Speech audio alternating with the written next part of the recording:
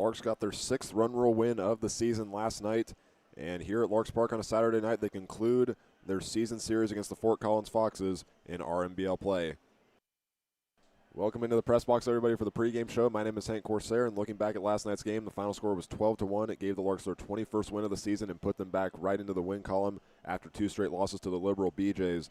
And they jumped onto things right away. They had 4 home runs in the game. Those came from Sean Keenan, which was a grand slam in the first inning, as well as Hutch Russell, Dylan LaRue, and Cooper Holtorf hit a home run in the 7th inning, which led to the run rule win. And this entire season series has shown that the Larks' key to beat the Foxes is to get on top early. And it's also something that the Foxes have struggled with, is giving up too many runs. And in those 2 games in Fort Collins, the Larks had 5 home runs, which included 28 runs altogether. So if the Larks can jump out to an early start tonight, they should be well on their way to another victory, especially because they are very close to winning the RMBL. Tonight's a must-win game again. While they're still ahead of the BJs, their magic number is currently 4. A win tonight drops it to 3, and if Liberal loses to Dodge, that number becomes 2 before the Larks and the BJs meet each other again. So it should be a great game tonight, and first pitch is coming up next here on the Larks Network.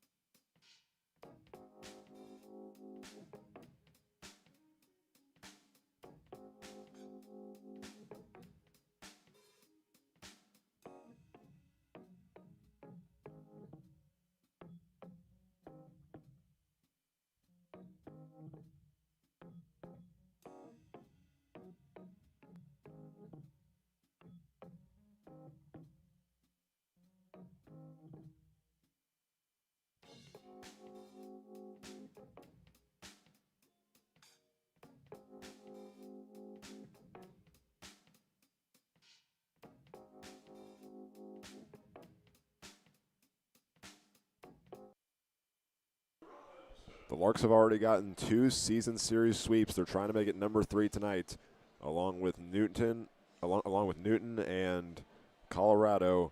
They are 3-0 against the Foxes, and this is the last game of the season series.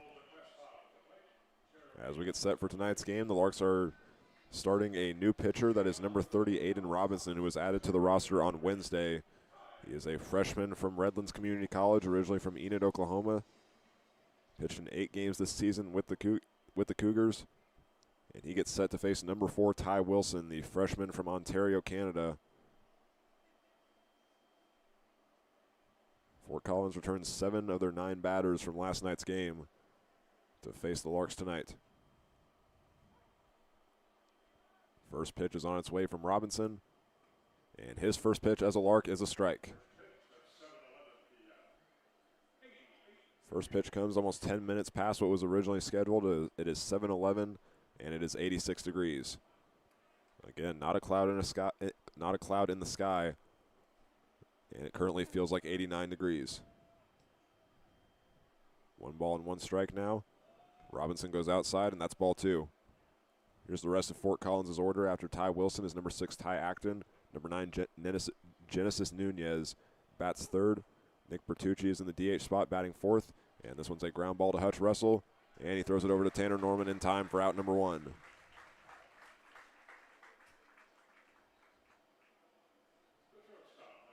So that now brings up number 6, Ty Acton after the 5-3 play. Here's the rest of the order for the Foxes. Catcher Gladish is 5th.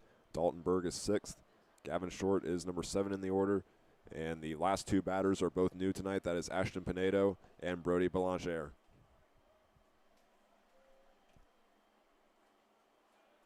On another batter, that's a first pitch strike from Aiden Robinson.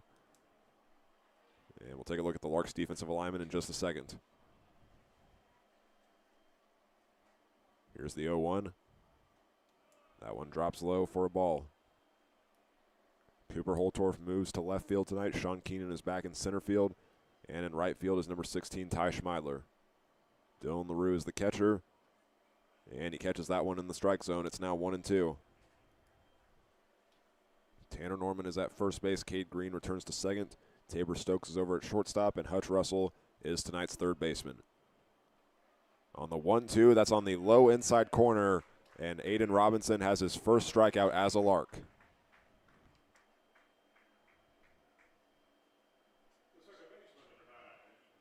Two away here in the top of the first inning. It'll bring up number 9, Genesis Nunez. He had one of Fort Collins' 4 hits last night. His was a single. He leaves the first pitch outside for ball 1.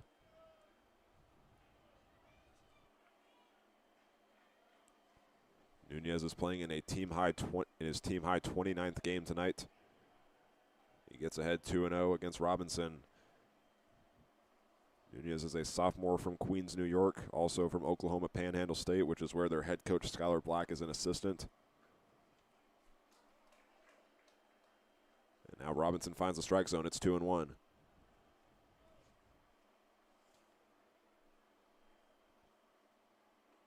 Goes low that time, and there's strike 2. The first batter grounded out on a 2-1 play. Ty Acton followed that with a backwards K on a 1-2 count. Now here's the 2-2. And they will call that one ball 3 for a full count.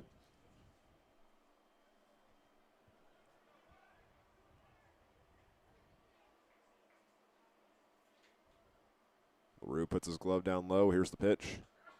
And this one is sent out of play into the parking lot of doom.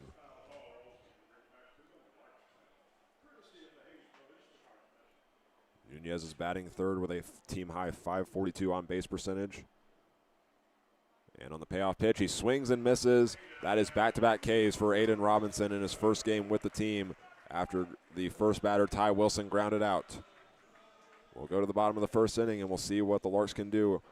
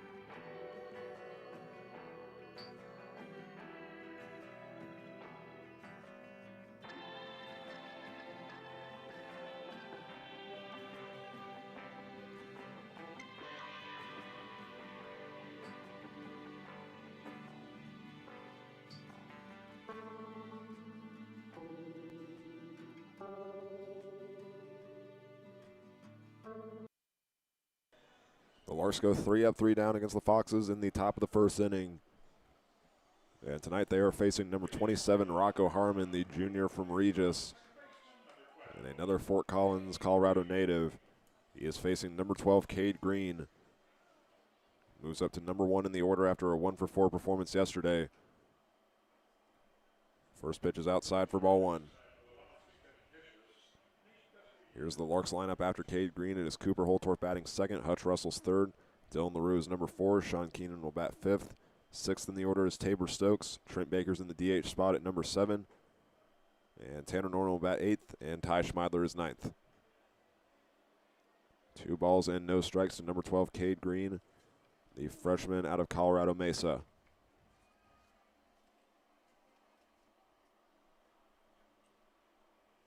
Next pitch from Harmon goes low.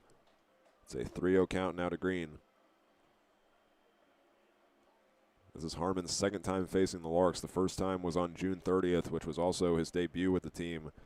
He started for the first 5 innings, gave up 7 hits, 3 runs, and recorded 4 strikeouts. Here comes the 3-0. That one finds the zone for the first strike.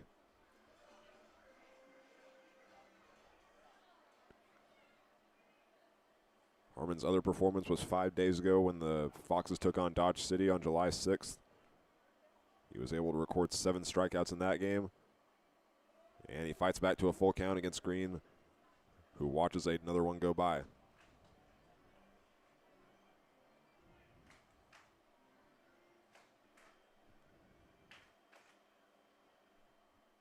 There were 6 walks for the Larks in yesterday's game. Here comes the payoff pitch. And this one is sent over to the shortstop. It took a bounce before it went into his glove. And Acton throws to Pinedo, who has stayed on the bag long enough, and that's out number 1.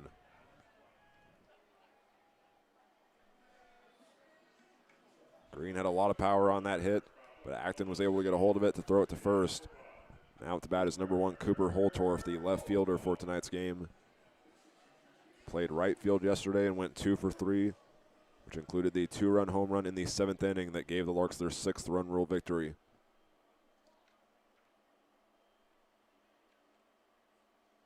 He goes outside, and there is strike 1 on the swing and the miss to Holtorf. Here is Fort Collins' defensive alignment. Dalton Berg is in left field. In center field is number 4, Ty Wilson, and catcher Glash is in right field. The catcher is number 15, Brody Belanger. And there's another swing and a miss for strike 2. Ashton Pinedo will play at first base. Next to him at second is Genesis Nunez. Ty Acton is the shortstop, and the third baseman is Gavin Short.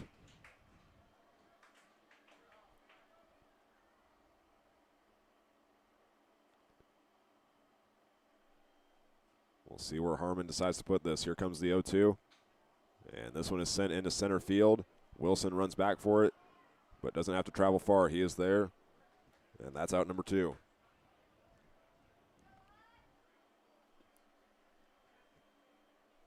So the Larks are going to try to avoid a 3-up, 3-down inning of their own after they did that against the Foxes with number 15, Hutch Russell, another home run hitter from yesterday's game.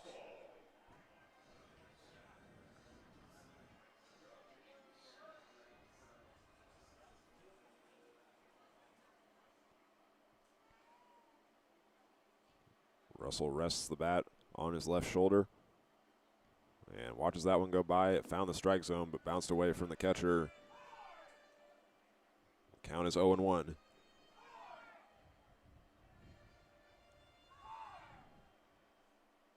Dylan LaRue is on deck. Sean Keenan is in the hole. The pitch goes low for ball 1. Harmon just played his junior year at Regis, where he served as the team's ace pitcher. 12 starts in 14 games for him. On the 1-1, Russell hits a ground ball, and the second baseman's unable to track it down, and he's got the first hit of the game.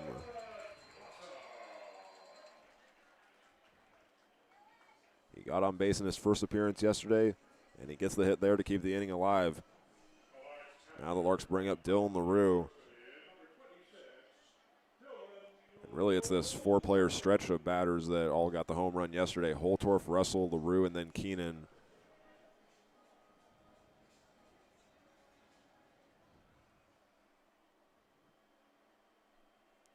Russell has the lead over at first base. He's got 2 steals in 8 games coming into tonight. First pitch to LaRue is ball 1 on the high outside corner.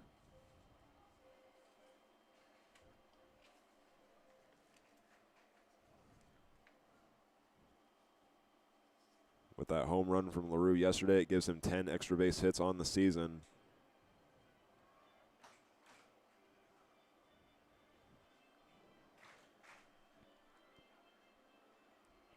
One ball and no strikes in the count to the senior from Blanco, Texas.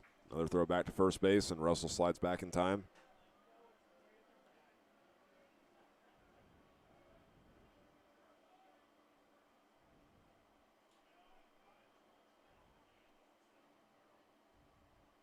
The glove is centered from the catcher. LaRue watches another pitch go by, and it's now 2-0.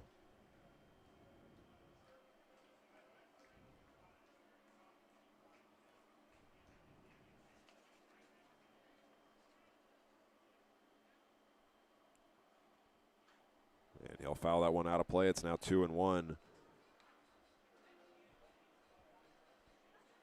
Yesterday, the Larks went through 5 batters in the first inning before the second out was recorded. So this is a big opportunity for the Foxes to try to end the inning right now, making sure that they don't fall behind, which is one of their biggest keys here early on in the contest. The pitch to untie the count is popped out of play. Count moves to 2-2 for LaRue. Hutch Russell is the runner over at first base. He had a single on a 1-1 count just a moment ago.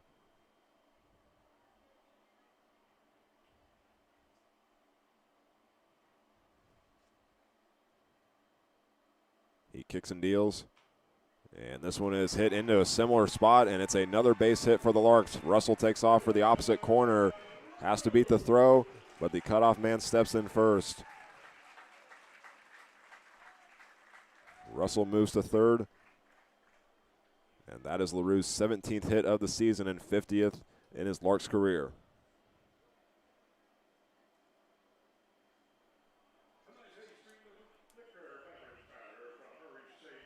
Now up is the 8th Street Liquor beverage batter for tonight's game, Sean Keenan.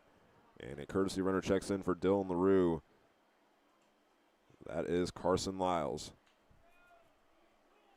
He was the courtesy runner for last night's catcher, Brand Wilson.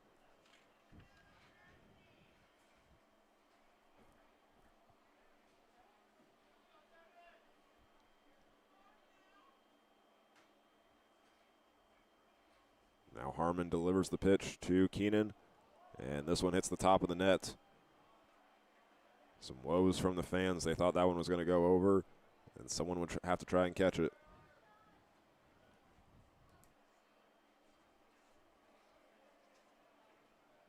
Harmon so far this season has only given up 4 runs, 3 of which were earned.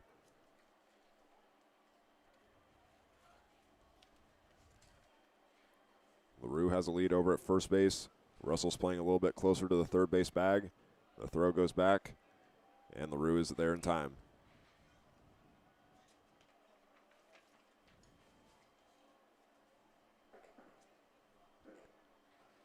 Overall, Keenan was 3 for 4 yesterday, along with that grand slam. He also had 2 singles.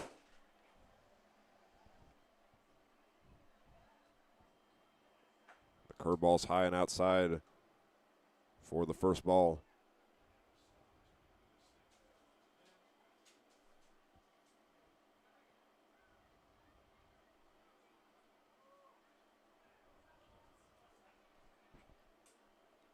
Harmon takes a look back over at first base.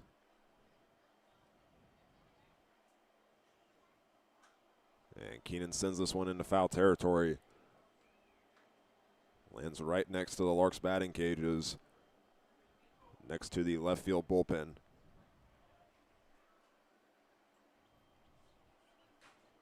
Count is now 1-2 to Keenan. The Larks ball boy will come in and give some new baseballs to the umpire.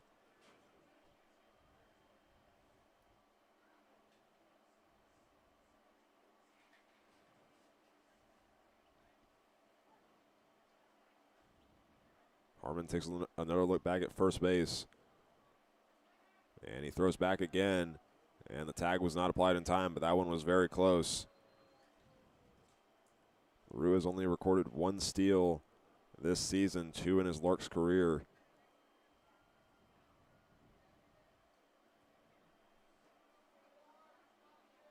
Harmon just needs 1 more strike to end the inning, and that would give him 12 on the season. And the 1-2 is hit high in the air into center field. Wilson is there to track it down, and he's got his second catch of the inning, and that leaves the 2 runners stranded. Hutch Russell got to third off of a single, and Dylan LaRue stays at first on a single, and we still have no score going into the top of the second.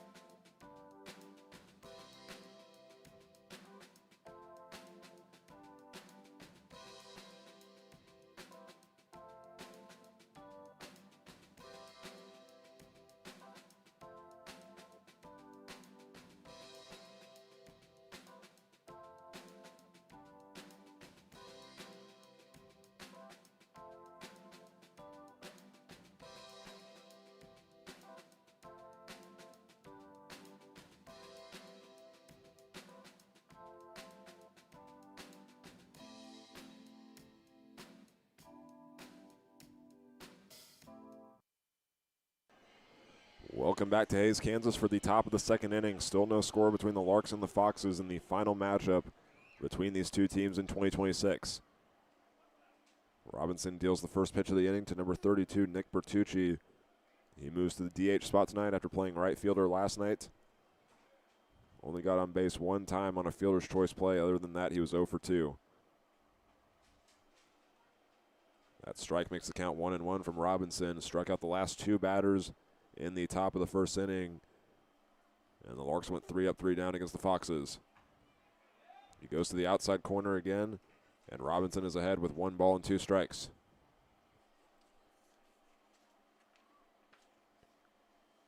Bertucci still leads the team in 5 different batting categories, including home runs, slugging percentage, and walks. But he will strike out on the 1-2 count. He watched it go by on the outside corner again, and that's 3 Ks in a row for Aiden Robinson.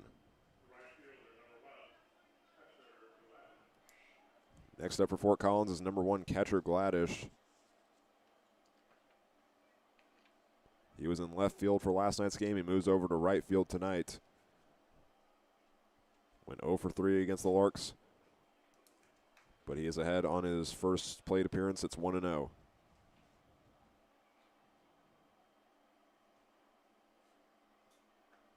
The sophomore from Western Nebraska swings and misses for the first strike. Gladish comes into tonight's game with a .308 average. Has gotten a hit in all but 6 of his games this summer. And now he's behind 1-2, fouling another pitch off.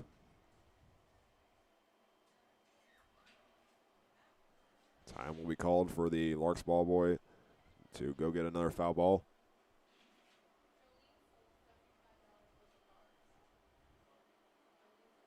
And Robinson deals the 1-2, goes outside on the slider,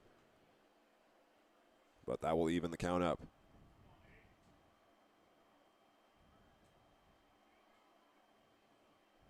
LaRue centers his glove for the pitch, and it drops into the zone. That's strikeout number 4 for Aiden Robinson.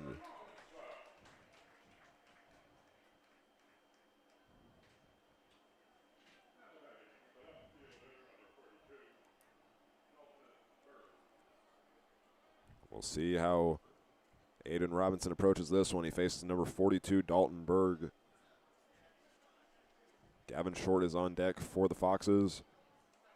And then the final two batters in their order are both new tonight. That features Ashton Pinedo and Brody Belanger. Here's the 1-0, and that finds the inside corner for strike one.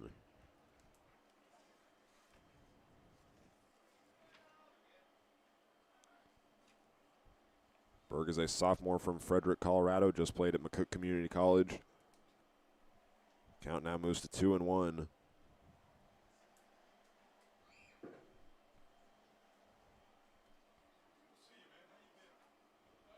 And Robinson will untie the count. It will go in Berg's favor for ball three. Berg has walked 7 times and recorded 17 hits in 18 games. Here's the next pitch from Aiden Robinson, and this one is sent out of play behind the grandstand.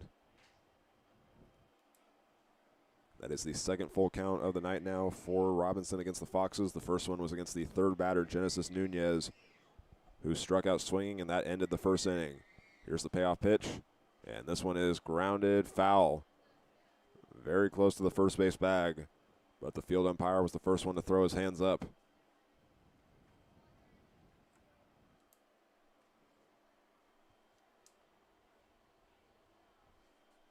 Berg will make his way back to home plate.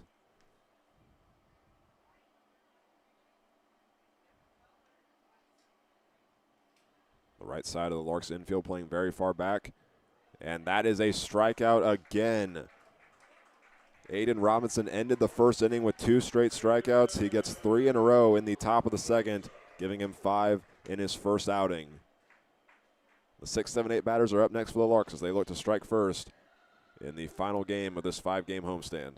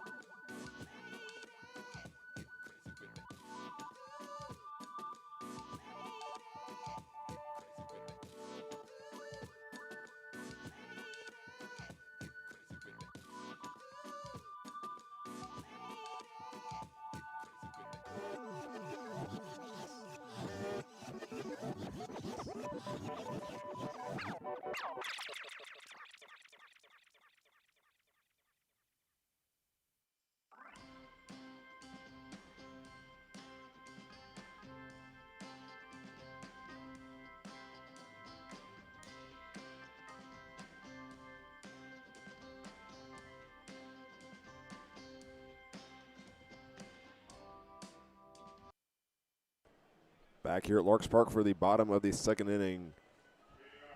3 backwards Ks in the top of the second inning for Aiden Robinson in his first game as a Lark. He's doing good so far. Now it's time to see what the bats can do. The Larks had 2 hits in the first inning. Both of those runners were left stranded at the corners. Stokes leads off the inning, and his first pitch is a ball. Another great showing tonight from the Larks fans. Almost selling out the grandstand. And there's a ton of fans in the picnic pavilion as well. Stokes, it's a ground ball right behind the foul line. That is strike one. Stokes recorded a double yesterday. He was 1 for 3. Overall, the Larks had 11 hits in their 12-1 win yesterday.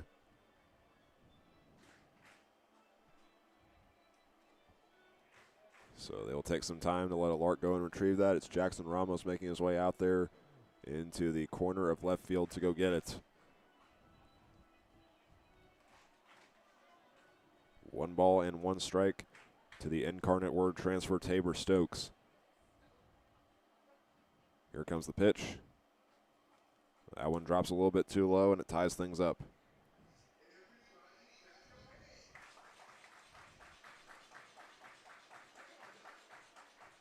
Harmon has just given up 2 hits so far. Has gotten some help from his fielders to get the other 3 outs in the first inning.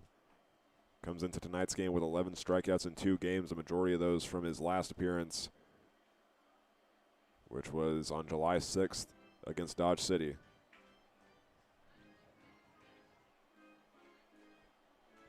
Foul ball makes the count 2-2. The DH Trent Baker is on deck. The batter in the hole is Tanner Norman.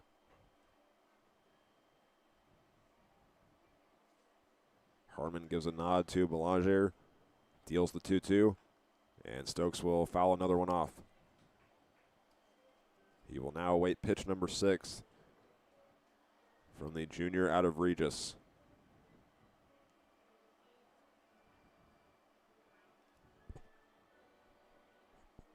Harmon, he is currently in the transfer portal after playing 12 or getting 12 starts with Regis this season as their ace pitcher. Had a 3-6 record in 62 2/3 innings. Stokes hits another ground ball and stays alive. That's 2 fouls for him now, so it's being dealt 2 strikes.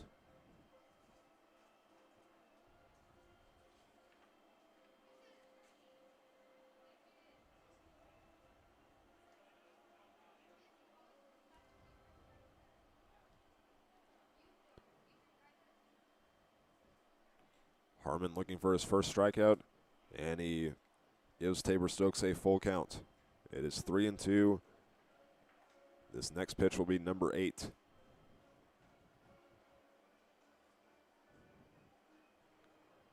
The Larks are trying to work strong against Rocco Harmon early. Cade Green led off the bottom of the first inning, was dealt a full count as well, and his was a 6-pitch at bat.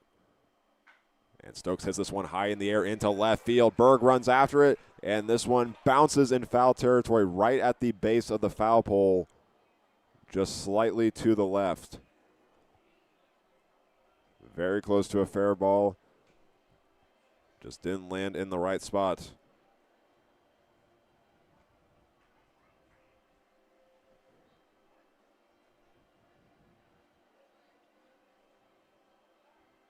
This next pitch will be number 9 to Stokes.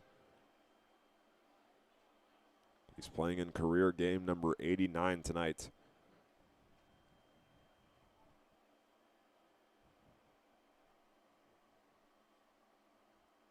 Here is the pitch, and this one's a line drive, and the shortstop Acton couldn't get a hold of it. He had to fully extend his arm to try to get it, but it goes into center field. And Stokes leads off the inning with a single.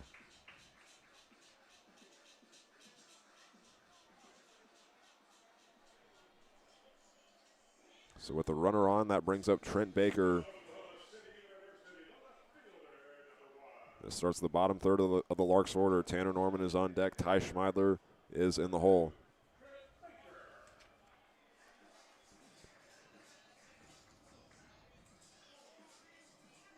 Baker's recorded a .314 average this season.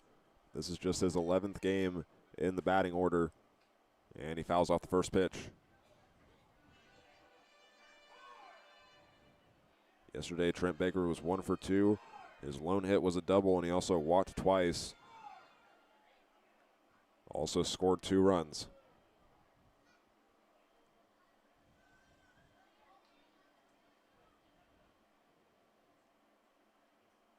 Harmon looks back at first base.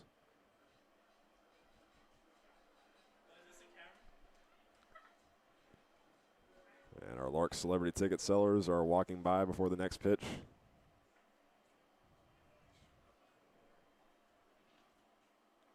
Baker swings and misses, and he falls behind 0-2. And one of the ticket sellers is Justin Pignardo. I don't think he actually realized before that the players walk in front of the camera every time, because I don't know if any of you could hear it, he walked by, pointed to it, and goes, "Is this the camera?"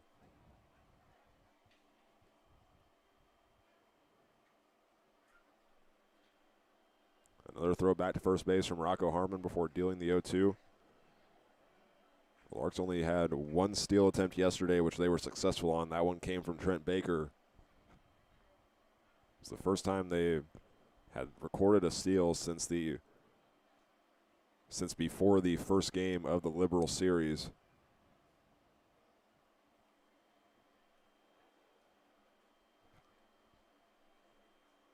Harmon still in search of his first strikeout. He deals the 0-2, and Baker sends this one into left center field. Running after it is Berg, and this one takes a bounce. It'll go into the glove of Wilson, and the Larks record 2 singles for a second inning in a row. It advances both runners to their next station and brings up Tanner Norman in his return to the lineup tonight. Baker had a lot of power on that hit. It hung up in the air for a while, and Berg was sprinting after it, but Wilson was there in front of it.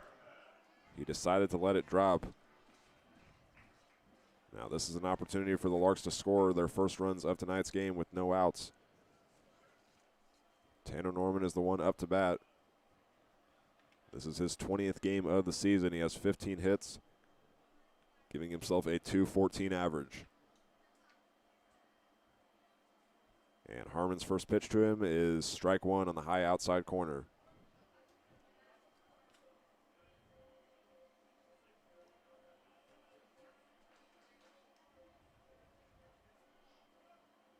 We'll see what the Larks decide to do on the base path. Tabor Stokes is at second base. Trent Baker's at first. We'll see if Ben Tinius decides to make them both attempt to steal. They won't have to worry about that. Tanner Norman adds another base hit. Ben Tinius gives Tabor Stokes the windmill, and he makes it home. Trent Baker now goes to third base. It's an RBI single for Tanner Norman, his 12th of the season, and the Larks strike first.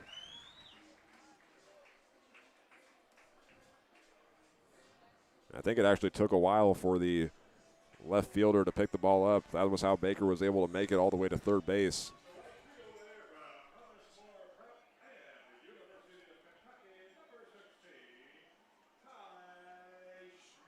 So that now brings up Ty Schmeidler, completing the first rotation through the Larks order.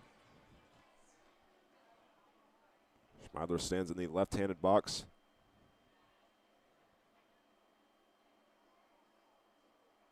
And the Regis Jr. deals the pitch. It is a ground ball, a chance for a double play.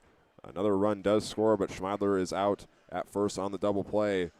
And Trent Baker's the runner that scores all the way from third.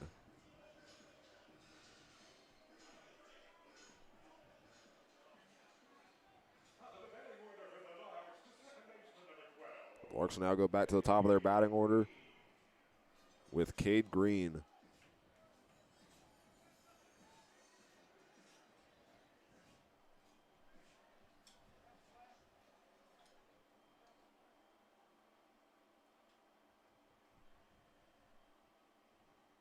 His first pitch is a strike, dropping into the zone. It is 0-1 to Green. Tonight, Green is the only Lark that plays in the Rocky Mountain Athletic Conference out of Colorado Mesa, facing a rival in Rocco Harmon, who played his junior year at Regis. Had some pretty good outings at times despite his 3-6 record, was even named the Rocky Mountain Pitcher of the Week on April 7th. And on the 1-1, this gets popped up, and this one's going to land in the stands. Or correction, it actually hit near the top of the net and stayed in the field of play.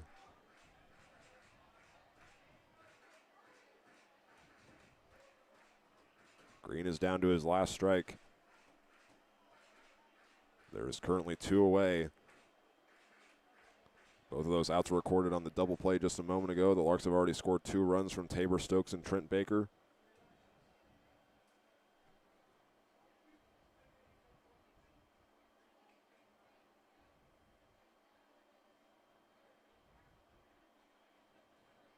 And on the 1-2, he fouls another one back.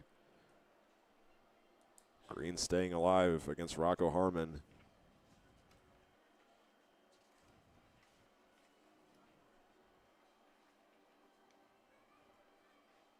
It's another instance where I'll have to see if the pitcher and the batter faced each other. Green played in 8 games in his freshman season with the Mavericks. Harmon pitched in 14 games. And that one's going to drop into the zone. He gets his first strikeout of the night. But 2 runs are scored by the Larks. Tabor Stokes and Trent Baker both had singles. They are brought home by both Tanner Norman and Ty Schmeidler. And the top of the third is coming up next. It is the 7, 8, 9 batters up for the Fort Collins Foxes.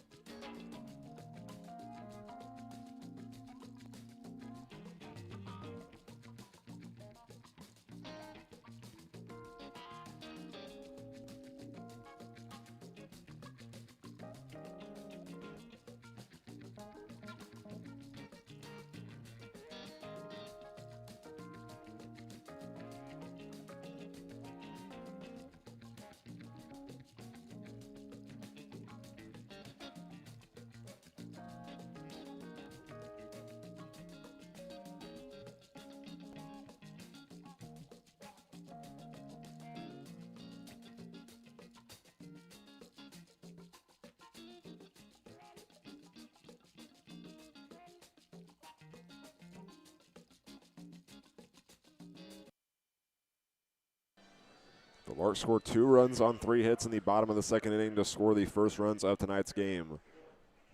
It's time for the Foxes' bottom third of their order to come up for the first time tonight. It's Gavin Short, Ashton Pinedo, and Brody Belanger facing Aiden Robinson in his first game with the Larks. He's already recorded 5 strikeouts in 2 innings. He deals a strike to Gavin Short, who only made 2 appearances at the plate yesterday and did not get a hit on any of them. He hits a foul ball down the third base foul line, and Short falls behind 0-2.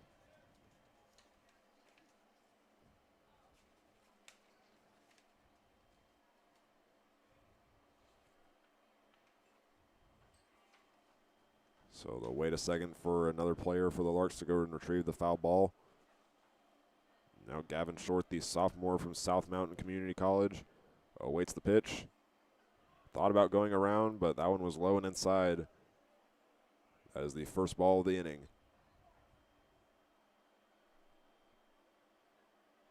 Short has gotten a hit in 13 of his 19 games with the Foxes. And he fights back to a 2-2 count. Those 13 games also includes a streak of 7 games, which ran from June 10th to June 25th. And on the 2-2, he watches another one go by and fights back up to a full count.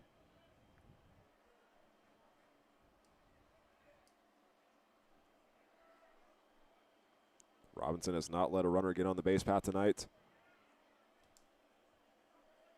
And Short is trying to stay alive. He fouls that one off. Right in front of the third base dugout. The count remains full.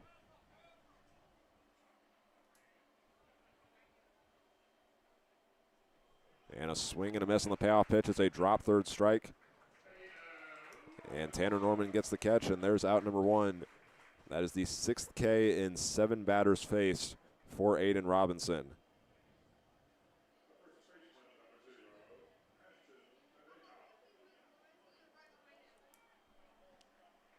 Next up is the 8-hole batter, Ashton Pinedo, a senior from St. Bonaventure. First pitch is left outside for ball one.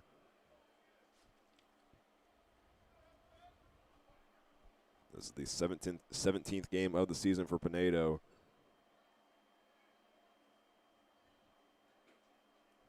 The pitch goes low, and that finds the strike zone and evens things up. Pinedo's another player that started his career at Western Nebraska Community College for Fort Collins. He spent 2 seasons with St. Bonaventure, played in 21 games this season with the Bonnies and recorded 10 hits and 6 RBIs. Now on the 2-1, that one drops into the zone as well. The count is back even once again, this time with 2 strikes.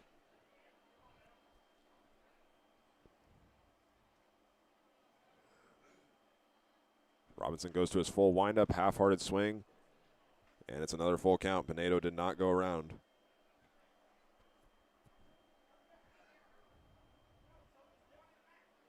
Pinedo has watched 6 times coming into tonight's game, and here's the payoff pitch.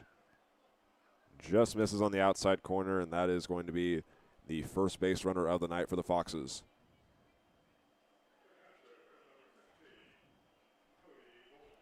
Now up is the catcher, number 15, Brody Belanger.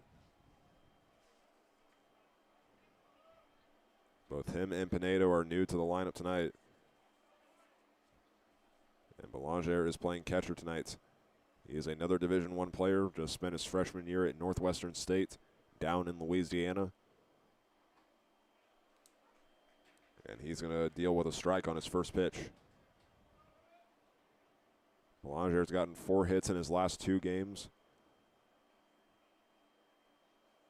He has 12 hits and also 14 RBIs, which he has only recorded in 4 games. Those numbers in those 4 games are 5, 3, 1, and 5.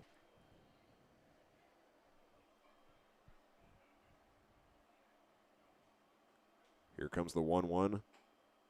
That one misses outside, and it's ball 2.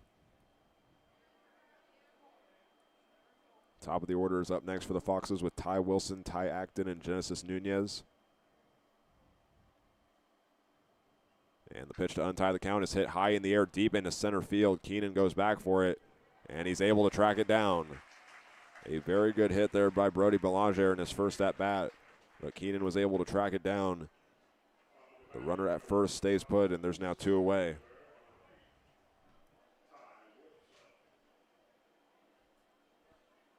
So now that brings up Ty Wilson, the center fielder out of Hutchinson Community College.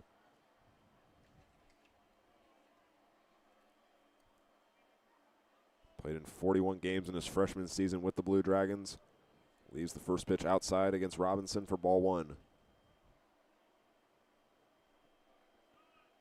The runner at first base is Ashton Pinedo. He walked on a full count when there was 1 out. Here's the 1-0. A pop-up into right field. Schmeiler sprinting after it into foul territory. And this one lands in the Foxes bullpen. 1 ball and 1 strike to Ty Wilson.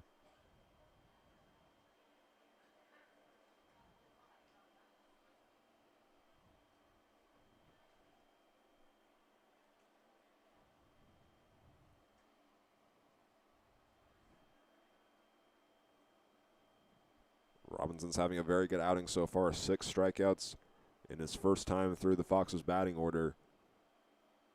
He only pitched in 8 games this season at Redlands Community College, was primarily played as a shortstop, where he spent 52 games as a batter, which included 46 starts. Count moves to 2-1 for Ty Wilson. Tanner Norman's covering first. Pinedo's got a short lead. And this one is sent back into the parking lot of doom.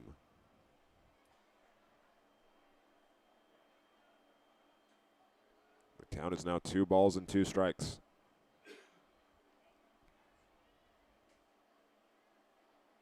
Here's the pitch from Robinson. And this one's a hard ground ball. Running up on it is Cade Green.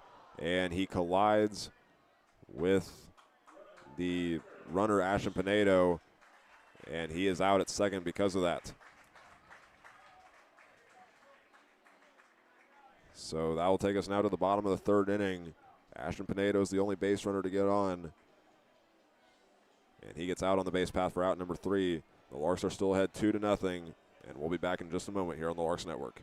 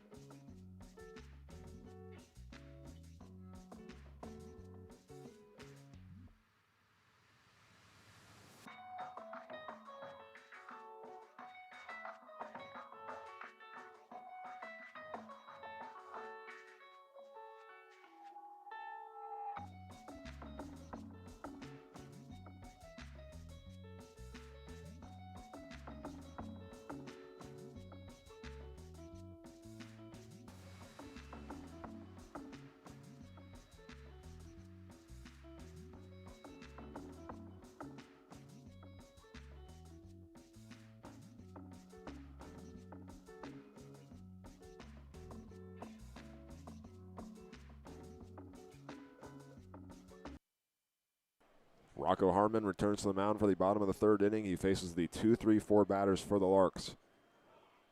And the first one is Cooper Holtorf. Here's the first pitch of the inning.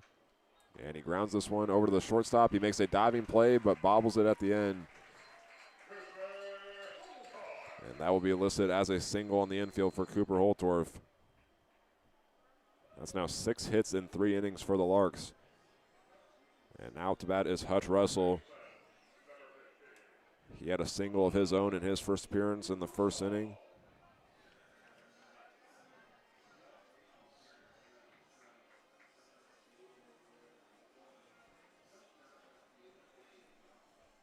Holtorf will take a lead before the first pitch is dealt to the KU commit Hutch Russell.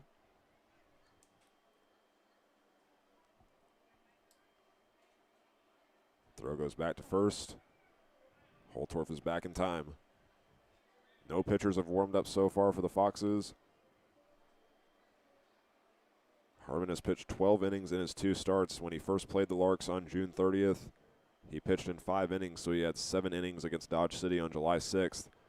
And Hutch Russell hits this one into left field. Going back to the warning track is Dalton Berg, and he stops right in front of the wall and makes the catch.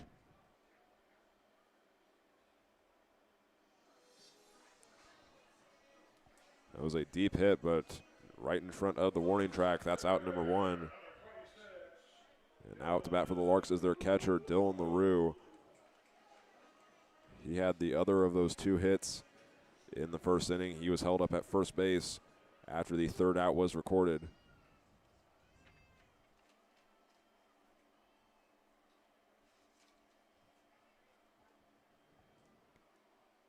Another lead over at first base for Holtorf. Here's the pitch. Left outside, that's ball 1 to Dylan LaRue. Sean Keenan will be up next. Tabor Stokes is the batter in the hole. Another throw back to first base, not in time. The Larks still have only had 1 steal in this 2-game series, which also means they have 1 steal in the previous 4 games. Another throw back to first, not in time. Holtorf comes into tonight's game with 7 steals in 15 games. Now here's the 1-0, and LaRue chops it foul right onto the dugout fence on the first base side.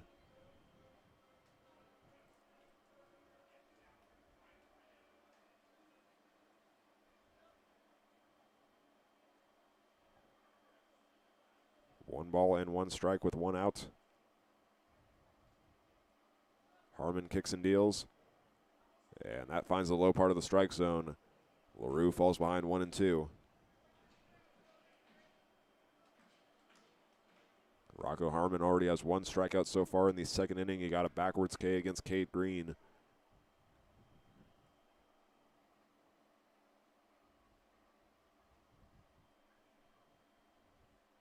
Here's the pitch, and that's a swing and a miss, and there's out number 2.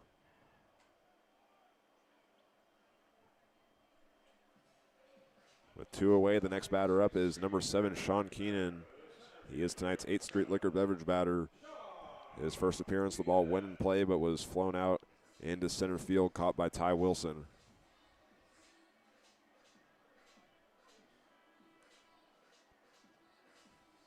Keenan's coming off of a 3-for-4 performance yesterday with a grand slam and 2 singles.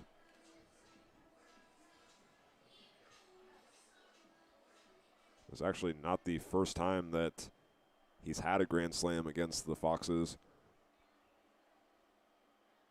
He had one against the Foxes on June 30th in a 3-hit performance, giving him 5 RBIs overall.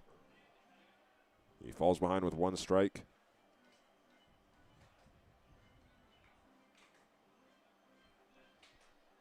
Holtorf continues to lead off first base where Pinedo is covering.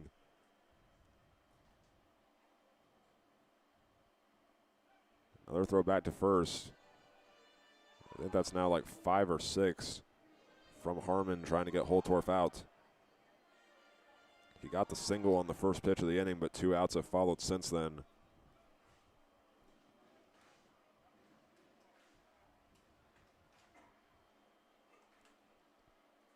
Keenan now holds his bat up after doing a couple of half-hearted practice swings. And he fouls the next pitch out of play for strike 2.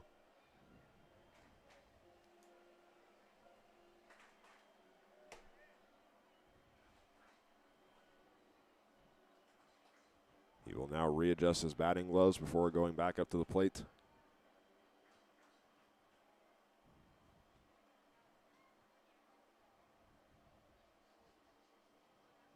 Harmon takes a look back at first once again. And he throws back again. And no tag is applied.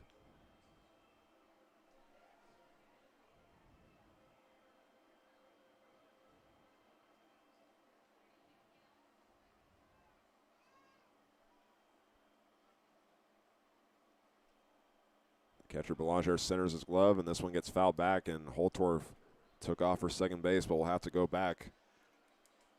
He's been having to read Harmon very carefully before he makes the decision to run over to second base.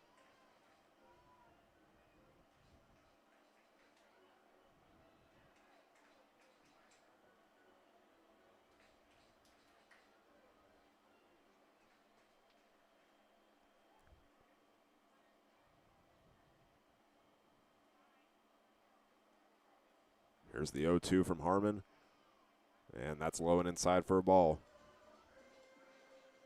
That's 2 appearances in a row for Sean Keenan to start the game where the count is 1-2. His first one was the fly out to center field that ended the first inning.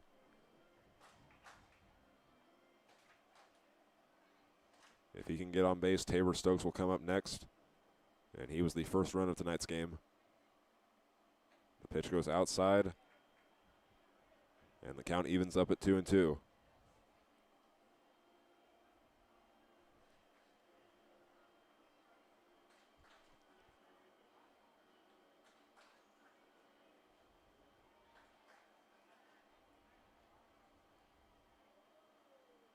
Keenan does another one of his half-hard practice swings, now holds the bat up.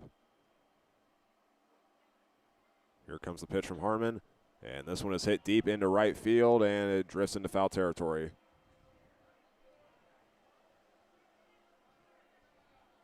That one either left the ballpark or it went right in between the fence and the shed that is in foul territory in right field. That's now 6 pitches thrown to Sean Keenan.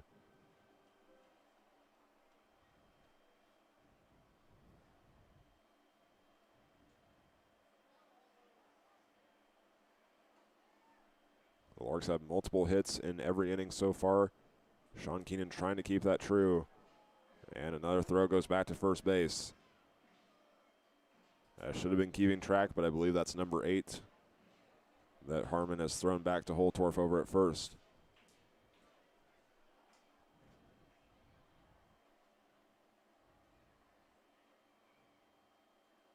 The glove gets centered again by the catcher, and Keenan hits this one into center field, and it drops right in front of Wilson. So the Larks get another multi-hit inning. Sean Keenan is tonight's 8th Street Liquor Beverage batter. So there goes some of the Larks fans on their way to the Larks Nest. Holtorf is now at second base. The Larks trying to keep things rolling. They bring up number 6, Tabor Stokes. He got a single on a 9-pitch at-bat in the second inning and eventually scored. The other runner to score in the second inning was Trent Baker, who's on deck.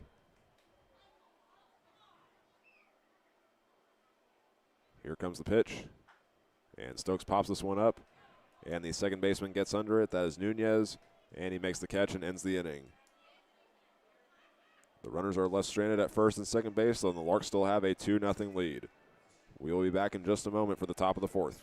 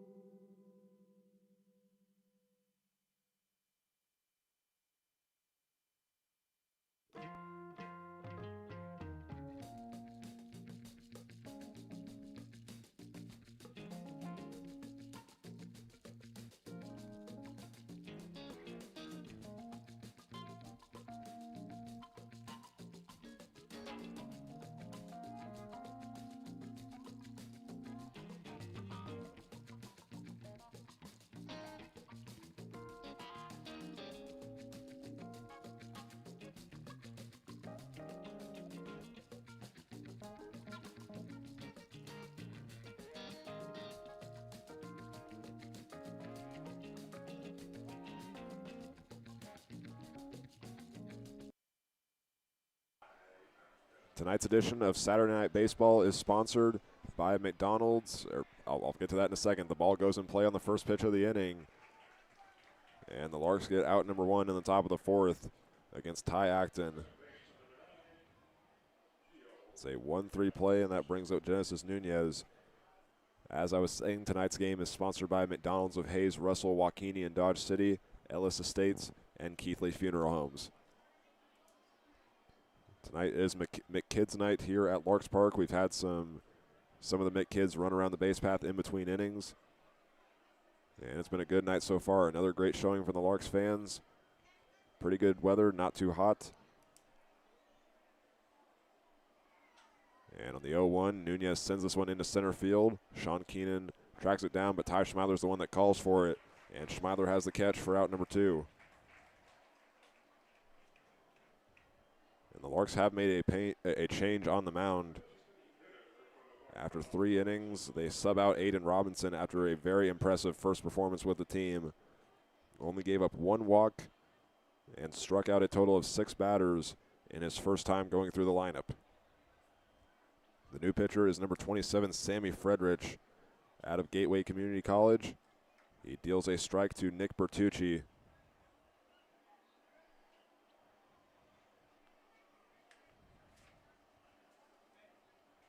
Here comes the 0-1, and the slider goes outside, and it evens the count up. Fredrich has now pitched in 6 games for the Larks, or this is his 6th, excuse me. He's made 3 relief appearances, and he will hit Bertucci on the 1-1 count.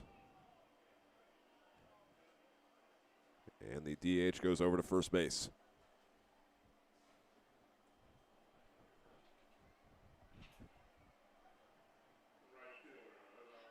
The Foxes are going to try to start a 2-out rally as they bring up catcher Gladish.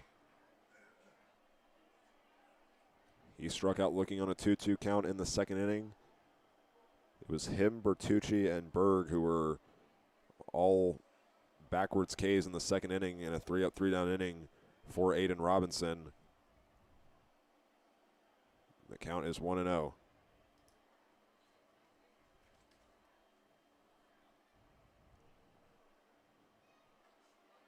And there's a fastball from Sammy Fredrich, moving the count to 1-1.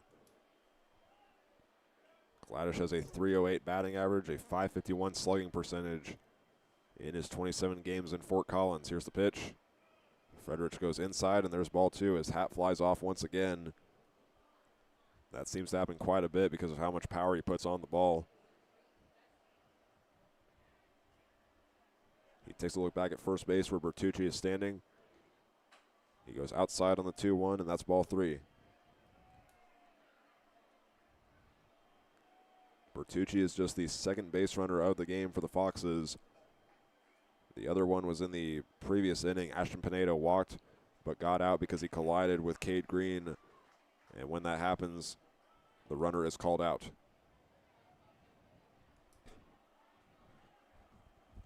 It is a full count for Fredrich. He just dealt a strike.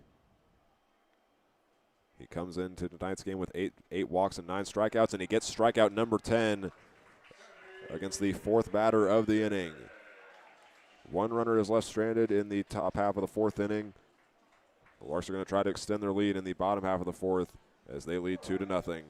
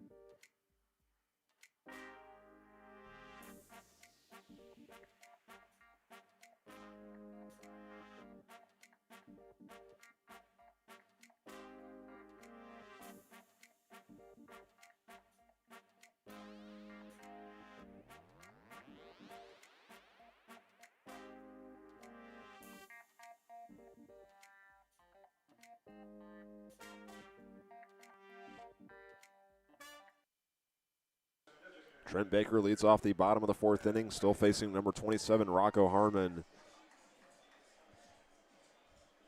Along with the 2 runs, Harmon has also given up 7 hits so far Baker fouls off the first pitch of the inning, and that's strike one. In his first appearance, Baker singled on an 0-2 count and was brought home by Ty Schmeidler.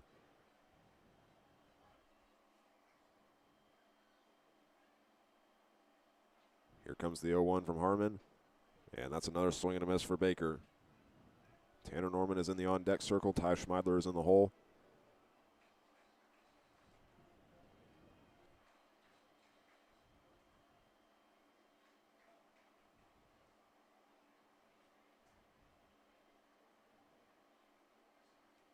The catcher wants this one low and outside. It takes a bounce in front of home plate before going into his glove. That is ball one to Baker. Baker in search of his second hit of the game. He's recorded multiple hits in 4 of the 7 games where he's recorded a hit.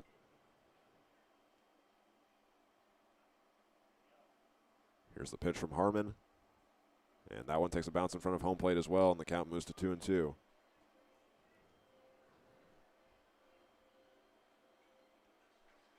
Still nobody warming up for the Foxes. Harmon has gone for 5 innings in his first appearance, which was against the Larks on June 30th, and he went for 7 innings in his most recent appearance on July 6th. He goes full windup for the 2-2, and he misses the strike zone again. Baker fights his way back up to a full count after falling behind 0-2.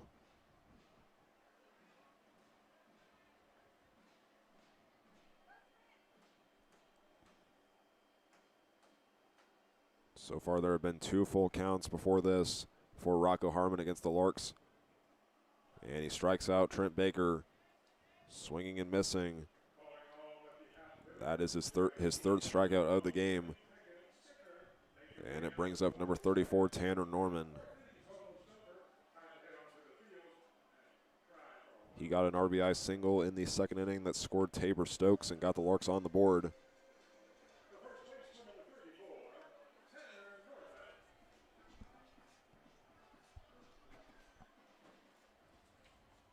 Norman awaits the pitch from Rocco Harmon. It goes to the plate. He thought about going around but held back. The count is 1-0.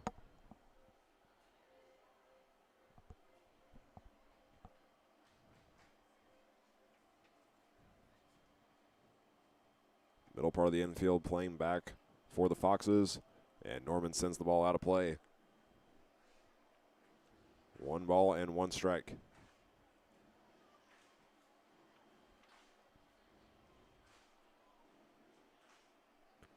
And while we're waiting for the next pitch, we'll take an opportunity to look at the score from the other games going on in the RMBL, including the game between Liberal and Dodge City, which is going to mean a lot for the Larks before they play the BJs again. Currently, that score is 3-1. Liberal leads the A's 3-1 in the bottom of the 4th. There's also another game going on in the RMBL. It's the top of the 4th inning, and it's not even close. Game Day is ahead of Boulder 12-1. And back to our action. Tanner Norman is ahead against Rocco Harmon 3-1. Here comes the pitch, and that finds the strike zone. Norman thought it was high and outside.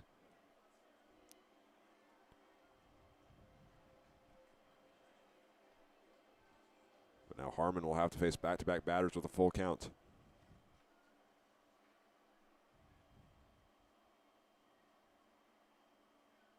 He deals the payoff pitch, and that's a swing and a miss. Back-to-back Ks to start the bottom of the 4th inning for Rocco Harmon. As the Larks go to their 9-hole batter, Ty Schmeidler.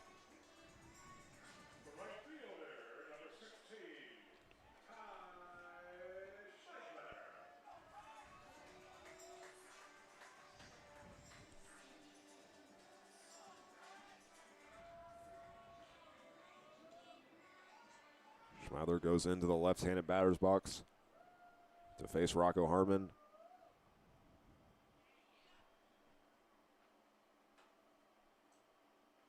And Schmeidler takes a big swing, missing on the first pitch. It is 0-1.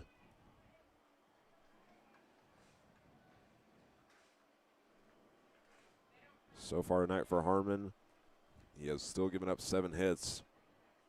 If he can keep Ty Schmeidler off the base path, this would be the first inning that he does not give up a hit. And he's ahead 0-2.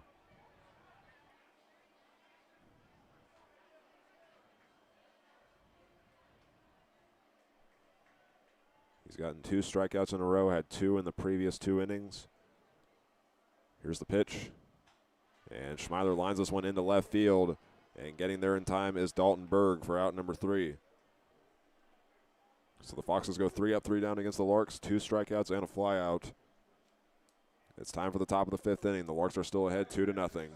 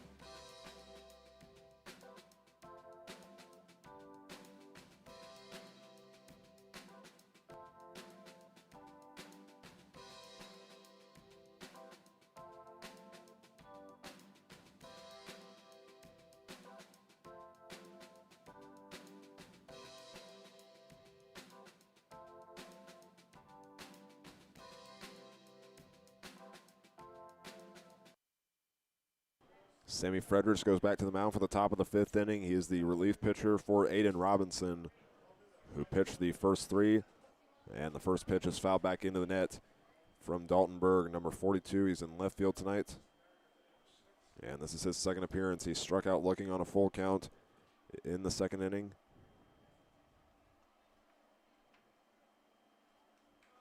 Going to the curveball there is Fredericks. It's a swing and a miss. He's ahead 0-2.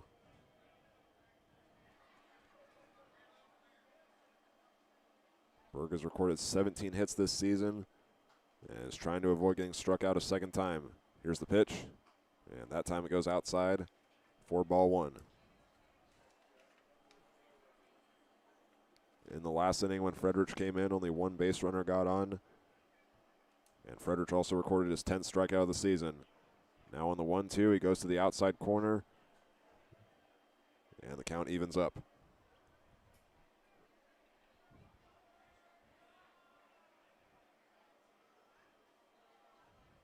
We'll see where LaRue puts his glove. He centers it, and the curveball is a swing and a miss, but a foul ball was hit there by Dalton Berg. He remains alive at the plate. Berg is currently an uncommitted sophomore from McCook Community College.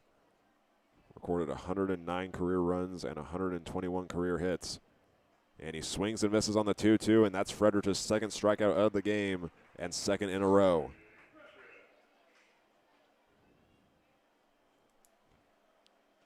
one away. The Foxes bring up Gavin Short, number 20.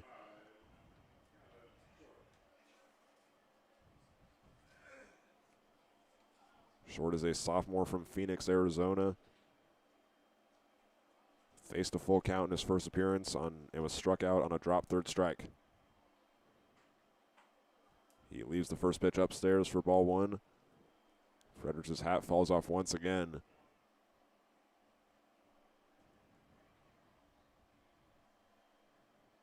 Here comes the next pitch, and that one will hit Short on the back.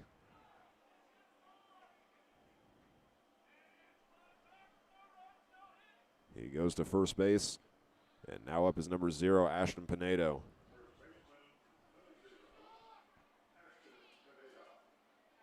As a senior from St. Bonaventure, Pinedo walked on a full count in the third inning. He was the only base runner to get on against Aiden Robinson. Looking at his performance tonight, in his first game with the Larks, Robinson pitched the first 3 innings, no hits, no runs, 1 walk, and 6 strikeouts. Pinedo goes behind 0-1 against Sammy Friedrich with a runner over at first base.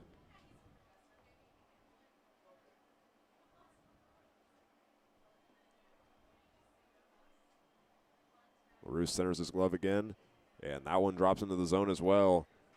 That is strike number 2.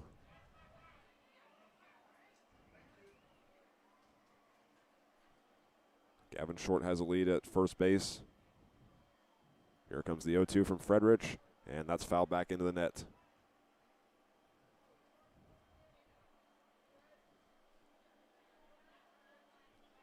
Ty Wilson goes out to retrieve that one from the Foxes dugout.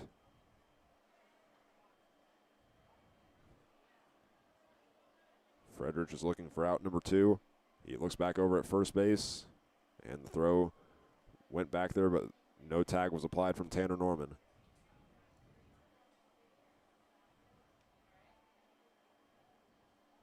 Friedrich takes a look back once again. And he throws back. And Gavin Short is safe.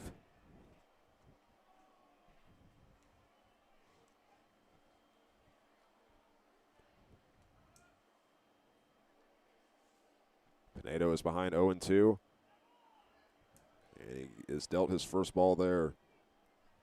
Left it on the outside.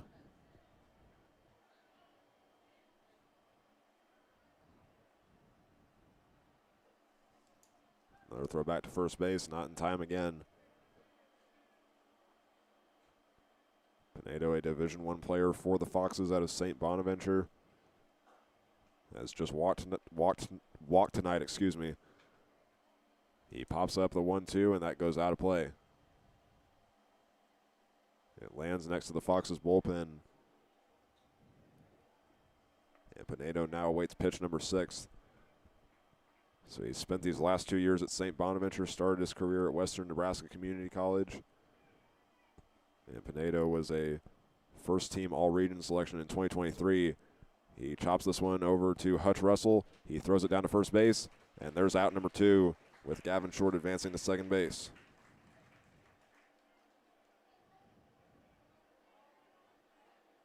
That's the second 5-3 play of the night for the Larks from Hutch Russell to Tanner Norman.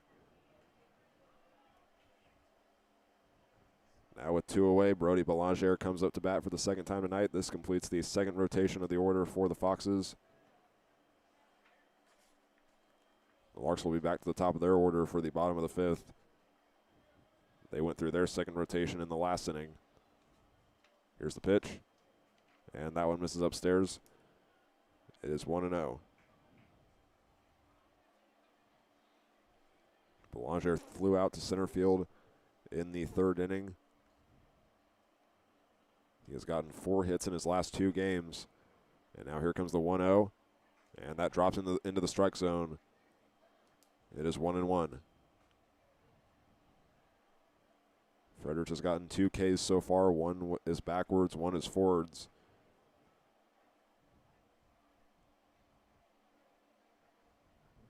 Looks back at second. Now he kicks and deals.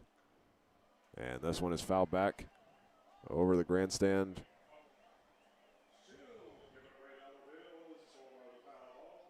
It is 1 ball and 2 strikes in the count.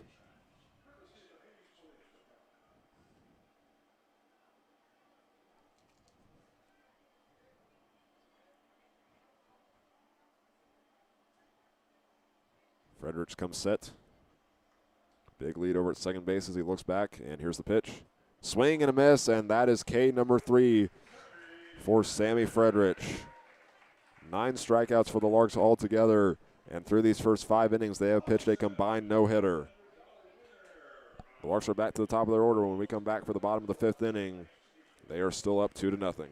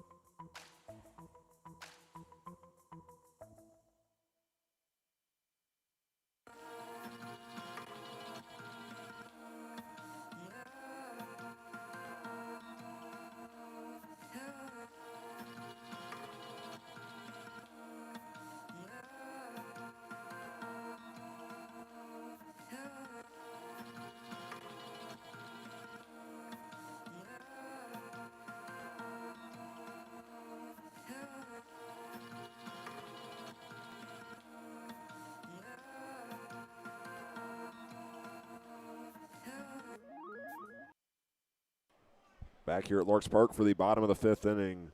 2-0 is the score, and Rocco Harmon is back out once again. Cade Green leads things off with a 1-0 count. And there is a player currently in the Foxes bullpen. I'll try to get a look at it right now. And here's the 1-0. Green chops this one. Foul down the third base line. And the count is now 1-1. The pitcher currently warming up in right field for the Foxes is number 99, Matthew Hazard, a left-hander from Cedar City, Utah. He pitched against the Larks on July 1st, so it would be another arm that the Larks have seen before. Green now faces a 1-2 count against Rocco Harmon.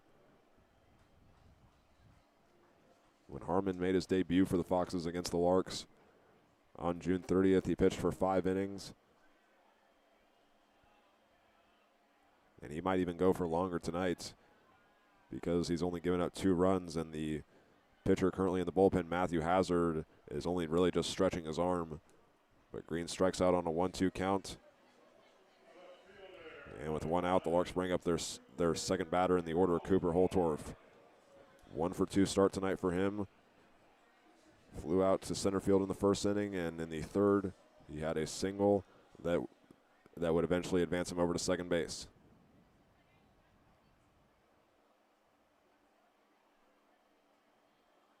Here's the pitch. Holtorf thought about going around, but that finds the outside part of the zone. That is strike 1.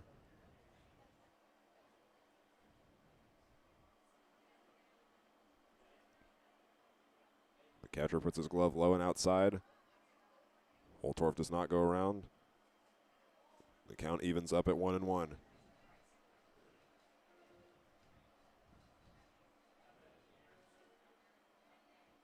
For Rocco Harmon, the longest that he has gone is 7 innings.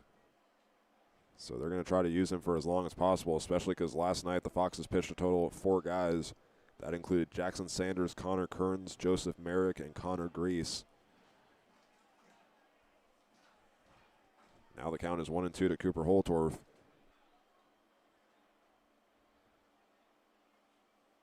Harmon kicks and deals.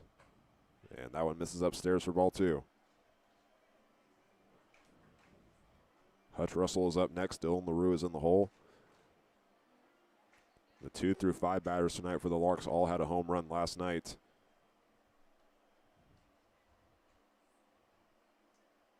Here comes the 2-2. And Holtorf swings and misses, and that's out number 2. That's back-to-back innings now for Harmon with at least 2 strikeouts. He'll try to go 3 up, 3 down as he faces Hutch Russell. He is also 1 for 2. He singled in the first inning, made it to third before the third out was recorded. And then he flew out to left field in the third inning.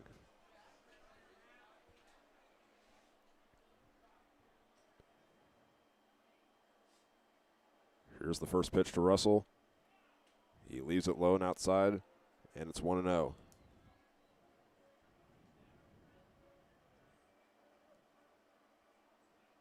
We'll see if we can try to get another look at a score update from the other games around the RMBL. Going to his curveball, that's strike 1 there for Rocco Harmon. And down in Southwest Kansas, Liberal has extended their lead to 7-1 against Dodge City in the top of the 5th inning. And game day is still ahead big on Boulder, 13-2. That one's in the bottom of the 4th inning. Russell now gets a tied count at 2-1.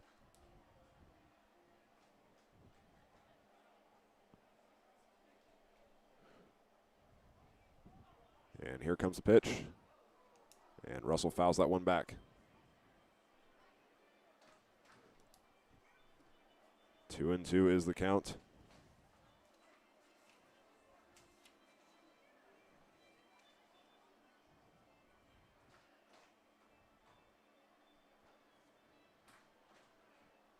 Russell's recorded a hit in all but one of his games so far this season.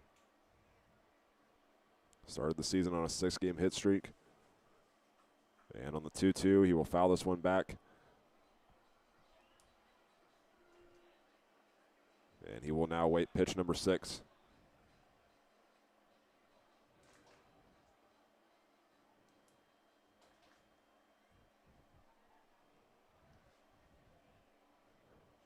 That middle part of the infield is still playing in the grass for the Foxes.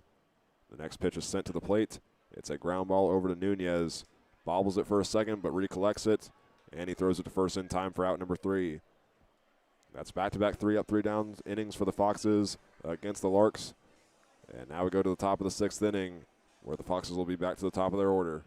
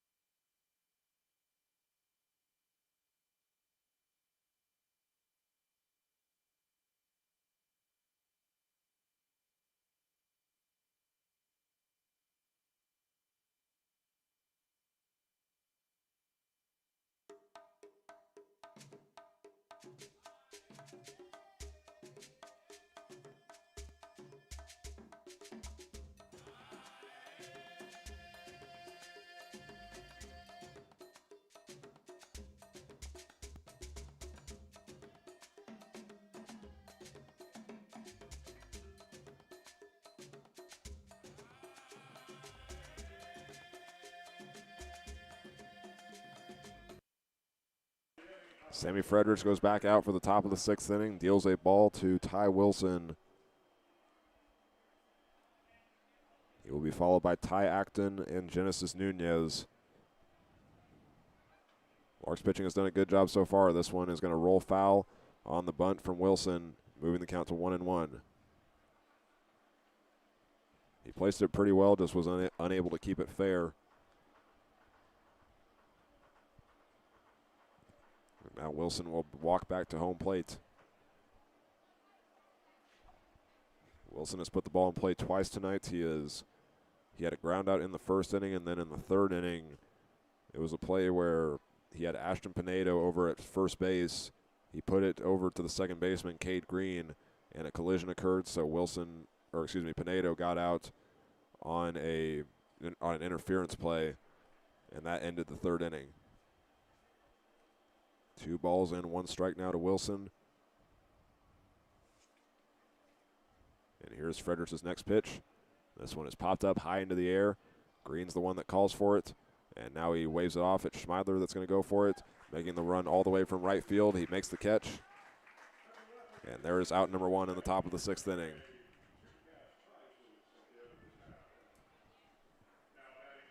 Now up is number 6, Ty Acton. This is just his 3rd game with the Foxes. He was 2 for 3 yesterday and had 3 hits in his first game on July 8th when the Foxes took on the Collegians. He swings and misses and falls behind 0-1. Acton is a sophomore from Phoenix College, originally from Buckeye, Arizona.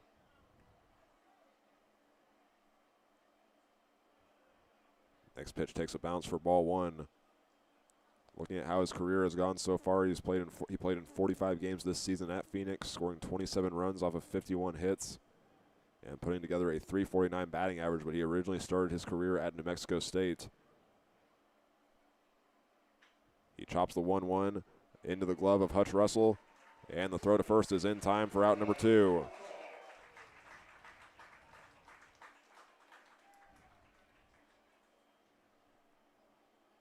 The Larks have a chance for another 3-up, 3-down inning with number 9 Genesis Nunez up to bat next. The sophomore from Queens, New York is 0 for 2 so far. Swinging strikeout and a flyout to right field for him so far. The count is now 1-0 on the first pitch. Yesterday, Nunez was 1 for 2 with a single, and he was also hit by a pitch.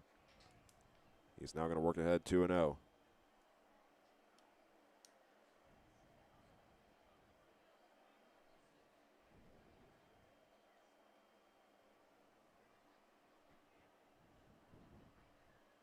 Nunez has also been very successful in these last 4 games for him. He's had 7 hits, 10 RBIs, and 8 runs, and he rips this one into left field, and this one's going to drop down. It is first picked up by Sean Keenan. He bobbled it, and it went into the glove of Cooper Holtorf, and that's a double with 2 outs for Nunez. And it took until the 6th inning for the Foxes to record their first hit. So that spoils the Larks' combined no-hitter between Aiden Robinson and Sammy Fredericks. But now up is number 32, Nick Bertucci.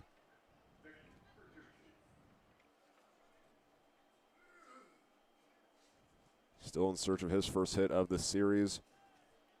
He's gotten on base twice in this series through a fielder's choice and a hit by a pitch. Fredericks looks back. Drops that one into the zone, and the count is 0-1. Bertucci is still the Foxes' top batter. Has a .365 average, but leads the team in slugging percentage at .906, which gives him a team-high OPS of 1.418. He watches the 0-1 go by, and that's strike 2. Bertucci also has 14 home runs, which is part of 42 in his career in Fort Collins. And so far this season, he actually has more home runs than singles. He has 14 compared to 13 singles.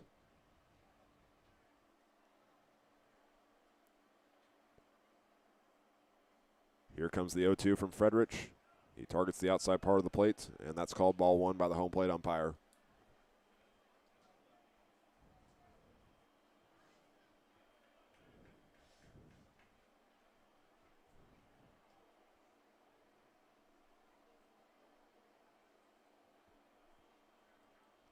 Another look back at second base. The pitch is lined into right field. This one goes all the way to the warning track and drops down. Bertucci drives home the first run of the game, and that's back-to-back doubles for the Foxes.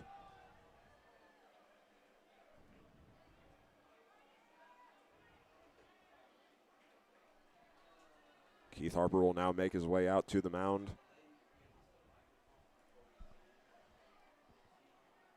And there is one pitcher for the Larks warming up, but this one should just be a meeting.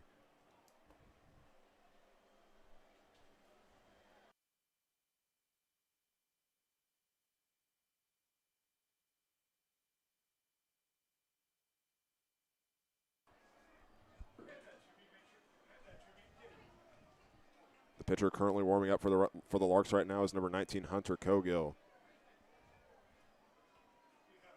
So Sammy Fredrich will stay in the game.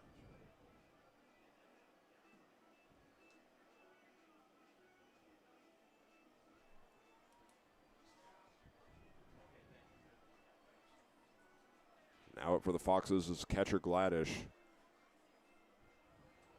The right fielder has been struck out twice so far. Both of those have been looking. Here's the pitch. And the curveball drops into the zone, and it's 0-1.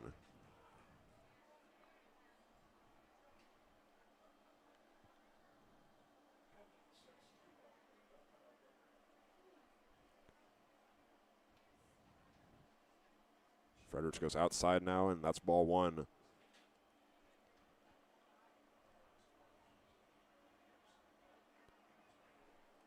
Gladish was 0 for 3 yesterday. It was just the 6th game where he didn't record a hit. And now on the 1-1, the runner takes off for second base. No throw is made. And that's a successful steal for Nick Bertucci. 90 feet away from home plate, which will tie the game up. And Gladish has a tied count.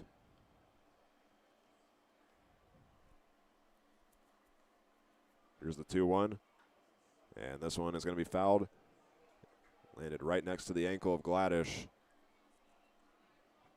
And the Foxes are down to their final strike here in the top of the 6th inning.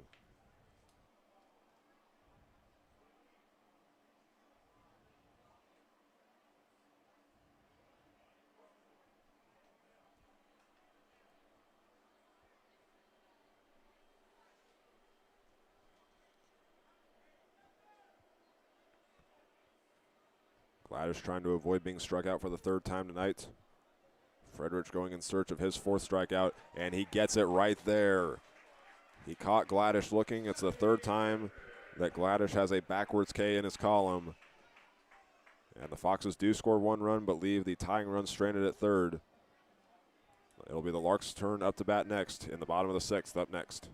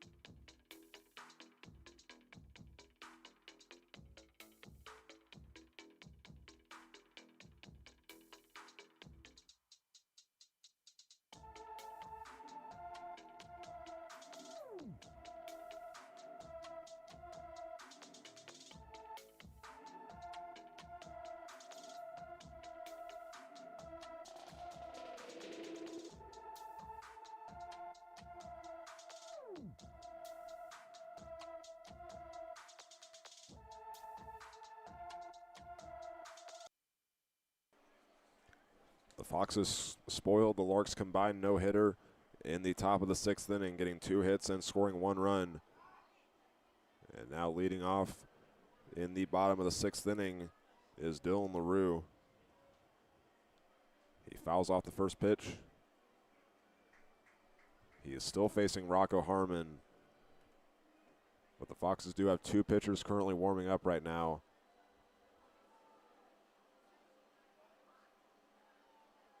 Well, they actually have multiple pitchers now, a correction.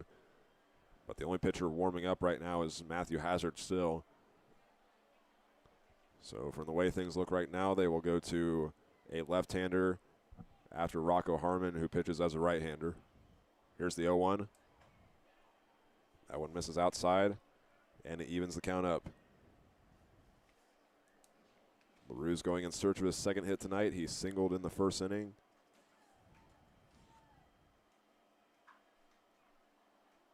And he fouls off another one. It's now 1-2.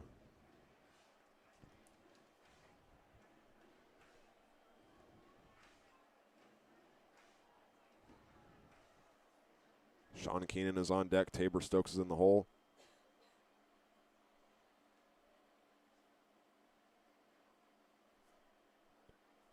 Harmon looking for another strikeout. LaRue stays alive, and the count remains 1-2. That one's fouled back right behind us.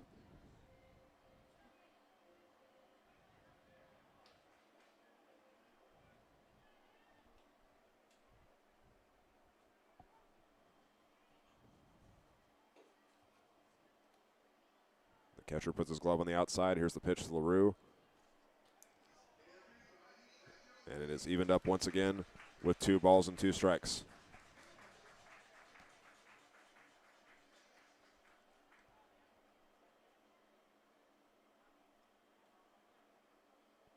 Harmon goes outside once again. This one's hit high in the air into center field, but Wilson is tracking it down, waiting for it to come down, and there's out number 1.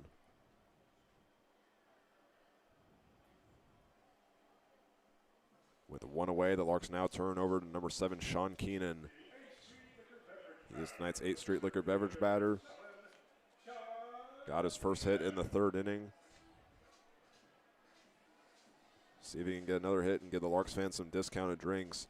The Larks started this game with 7 hits through the first 3 innings, but have not gotten one since then. They've had 3 straight 3-up, 3-down innings, or 2 straight 3-up, 3-down innings, excuse me. Here's the pitch with 1 out. Low and inside. The count moves to 0-1.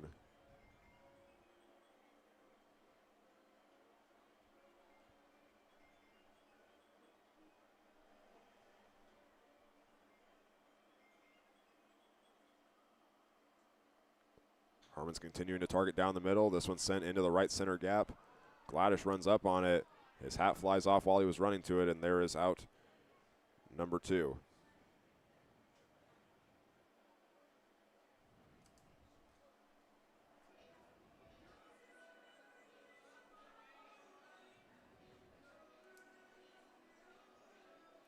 Now the Larks bring up Tabor Stokes for the 3rd time tonight.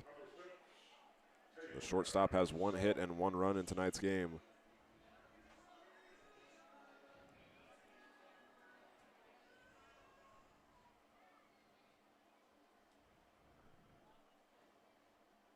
Harmon delivers the first pitch to Stokes. Going outside, that is ball 1.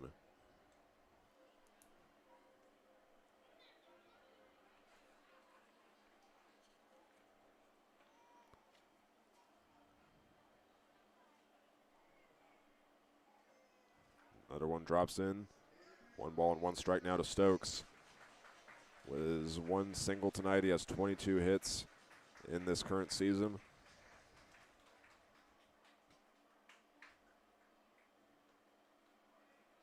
Harmon gives a nod to his catcher, Belanger. Here's the pitch.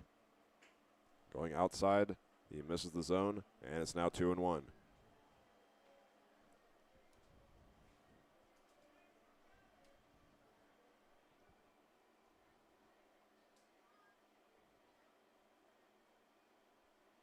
Pitch to untie the count has popped up.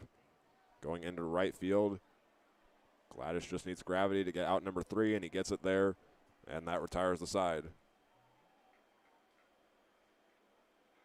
So the Larks go 3 up, 3 down for the third inning in a row. And now it's time for the top of the seventh inning. The Larks trying to hold on to the one-run lead and get one more win before they go back on the road.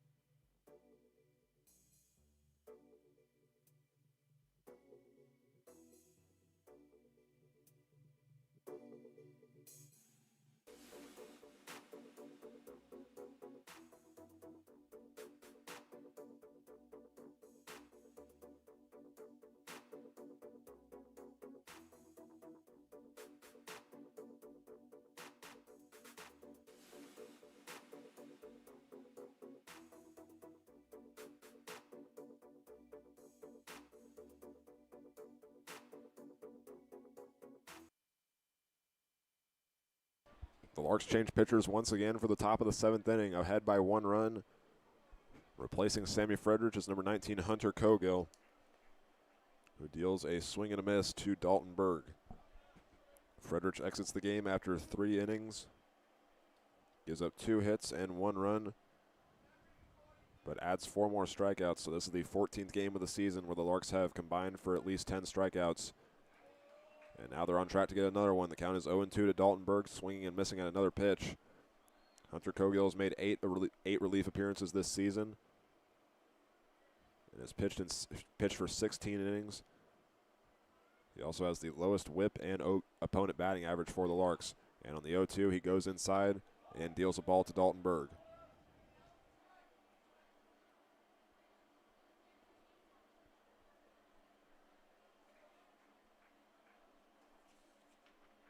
Gavin Short is on deck. Ashton Pinedo's in the hole.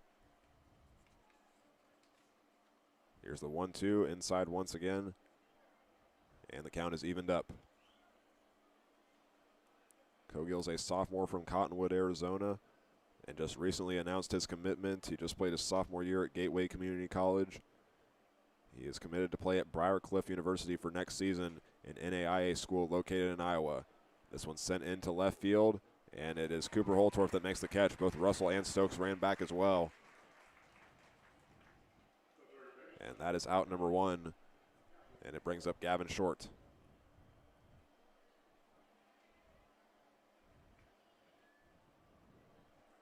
It'll be interesting to see in this next inning if the Foxes decide to make a change as well.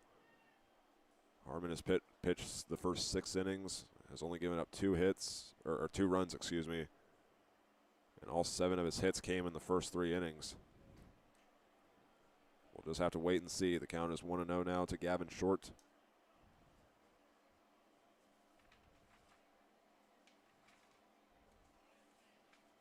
Now Cogill deals the next pitch, and that one drops into the high inside corner, and the count moves to 1-1. Short struck out in the 3rd inning, reached on a hit by a pitch in the 5th inning, and on the 1-1 he fouls the ball back into the net.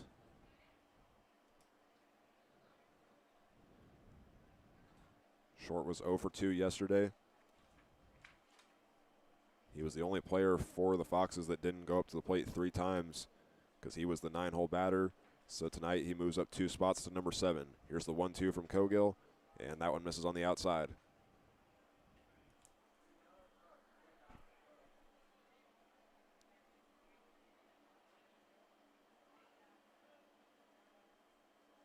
Back-to-back 2-2 counts with 1 out. Here's the pitch. And that one bounces in the opposite batter's box and goes to the backstop. The count goes full with 1 out. Cogill has only walked 5 batters this season. His strikeouts currently set at 30. Here comes the payoff pitch. And that one is lined foul into the parking lot of doom.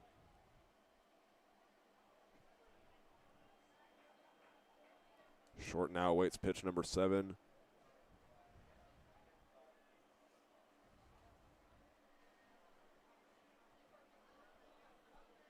It goes to the plate, and this one goes foul as well. Fox is trying to get on the scoreboard again. They scored their first run in the last inning. Genesis Nunez was brought home on an RBI double from Nick Bertucci. And they were held to just 1 run yesterday. Cogill goes inside, and that is called ball 4. It was an 8-pitch at-bat for Cogill against Short. He is the tying run with 1 out, and that brings up Ashton Pinedo. With the Foxes being held to 1 run yesterday, that was a season low for them. Their previous low was 2 runs, which was in their season opener against the Game Day Angels. They lost that one 13-2. And last night was also the 3rd time they lost the game by run rule. Along with that game against the Game Day Angels, they also lost on June 3rd in Wyoming against the Casper Spuds 15-5. Swing and a miss to Ashton Pinedo makes the count 0-1.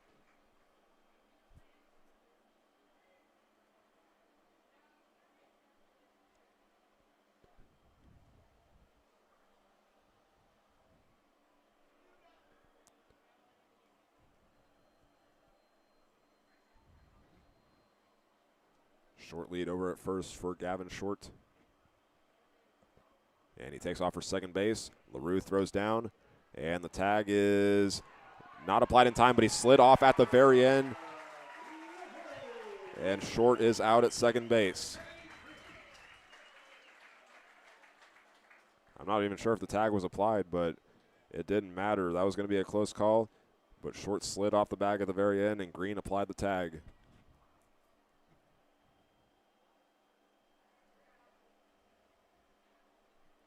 The last pitch was a ball to Pinedo, so the count moves to 1-1.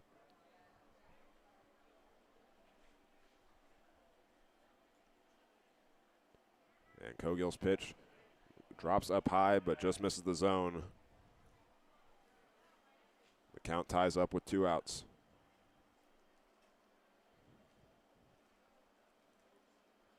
He goes low this time. That time, Cogill's able to find the strike zone, and it's now 2-2. To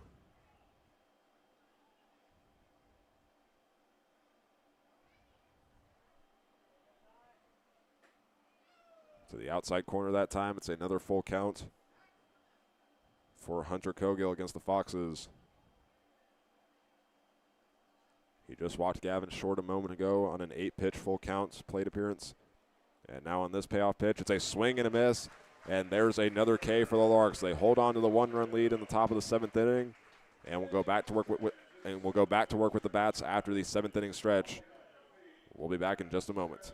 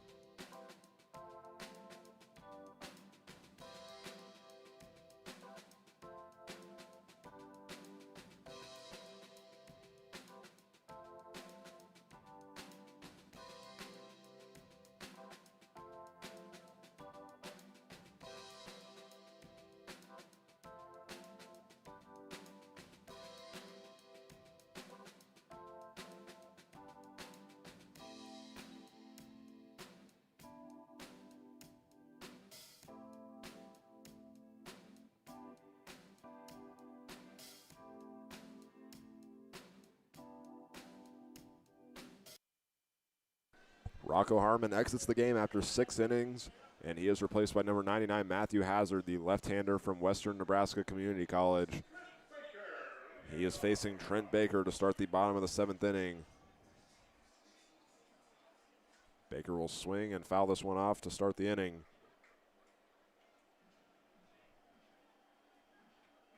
We'll look back at Rocco Harmon's performance from tonight's game.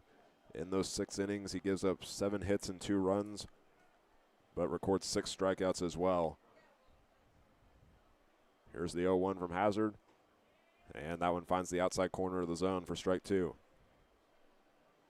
Tanner Norman is on deck. Ty Schmeidler is in the hole for the Larks.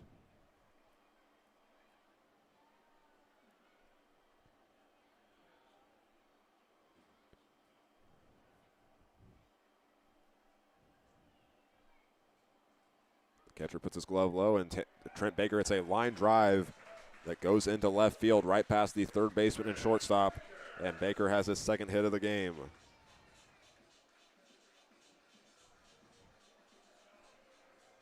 With the runner on first base, Tanner Norman is up to bat next.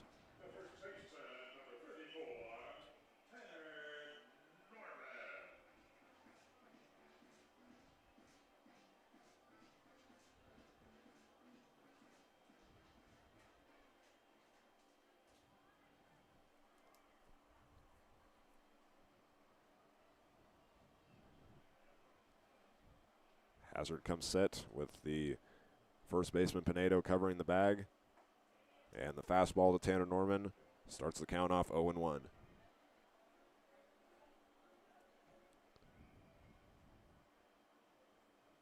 We'll take a look, another look at that game down in Liberal between the BJs and the A's, how that one's going so far. Through 5 innings, Liberal's ahead 12-2. Count now 1-1 to Tanner Norman, so more than likely Liberal's going to win that game. And if the Larks win tonight, their magic number will be 3 with a 2-game series lead if they can win tonight, or with a 2-game lead in the standings. Trent Baker takes off, and Tanner Norman hits this one foul. Count moves to 1-2. That series against Liberal will be just like the first one here at Larks Park. The first game will be non-league, and the next 2 will affect league record.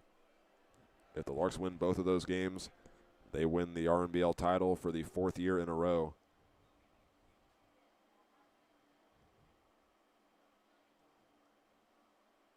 Here comes the 1-2. And that one misses low and outside.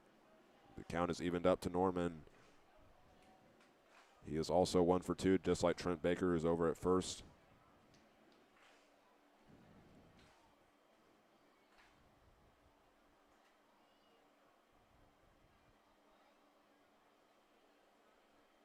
The catcher puts his glove low and outside. The throw goes back to first base.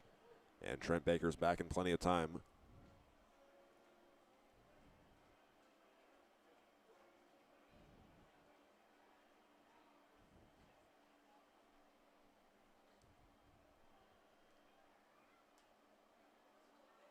And that's a swing and a miss. It's a foul tip. And there's now 1 away. A ball rolled onto the field.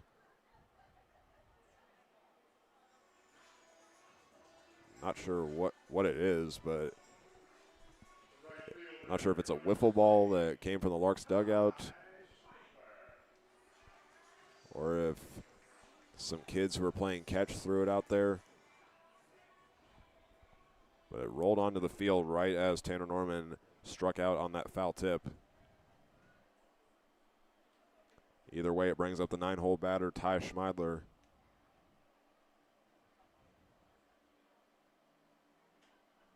And Schmeidler hits a fly ball, landing in the bullpen. No balls and 1 strike to the right fielder out of TMP Marion.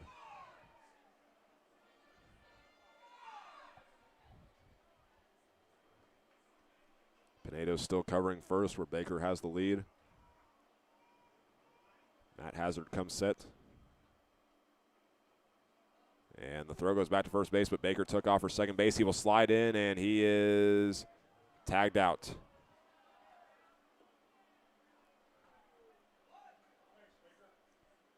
So there's now 2 away and nobody on the base path for the Larks.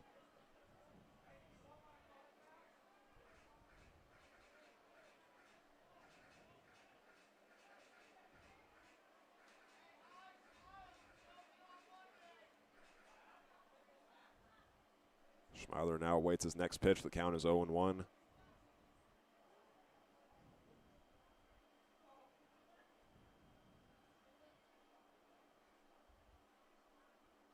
Hazard goes outside. It's a swing and a miss on the fastball. Schmeidler's behind 0-2. This is Hazard's 10th game for the Foxes. And more than likely, he's going to go for more than 1 inning tonight. That has only happened 3 times in those 9 games. That includes a 1-inning performance against the Larks on July 1st. He gave up 4 hits and 4 runs, which were all earned in that game. He goes low and outside on the 0-2 and deals ball 1.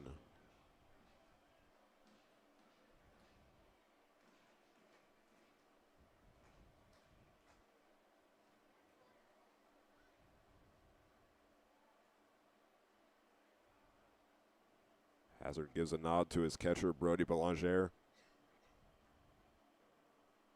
He kicks and deals on the 1-2, and that one drops a little bit too low. It is another even count for the Larks. The Larks have not recorded a hit since the 3rd inning, but they had one earlier from Trent Baker, the leadoff batter. On the 2-2, Schmeidler hits this one right past the first baseman. Pinedo went to go cover first, so no one was there to get the ball. And Schmeidler gets the base hit to keep the inning alive.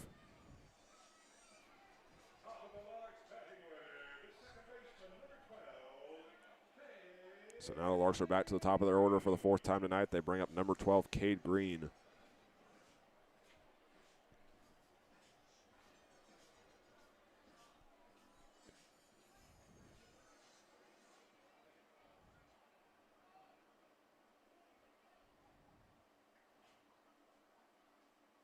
He steps into the box to face Hazard.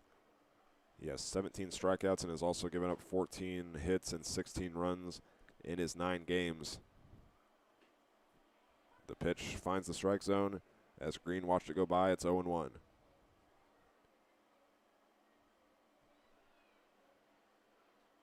Holtorf is on deck. Russell is in the hole for the Larks.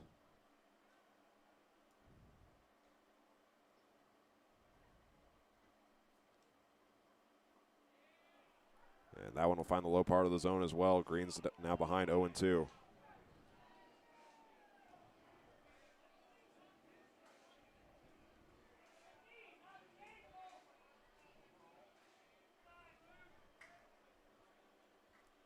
Hazard already has 1 strikeout this inning as he looks for another one. And also looking to retire to the side.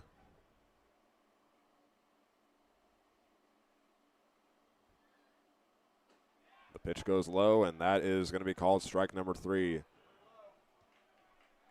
That retires the side. The Larks get 2 runners on. 1 is left stranded, and they are still ahead by 1. Top of the 8th is up next. The Foxes will have Brody Belanger, Ty Wilson, and Ty Acton up to bat when we come back.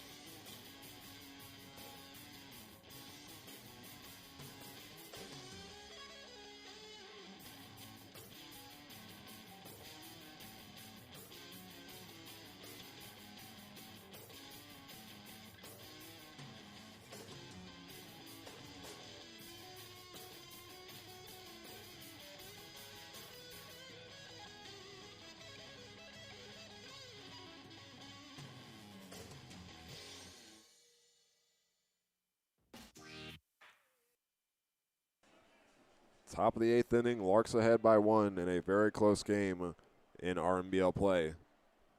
Hunter Cogill faces the 9-1-2 batters, and the first ball is a base hit from Brody Belanger.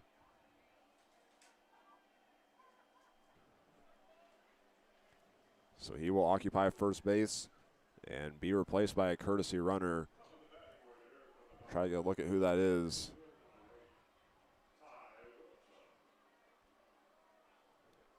But Ty Wilson is the next batter up. And the courtesy runner in for the Foxes is number 43, Luke Sidwell.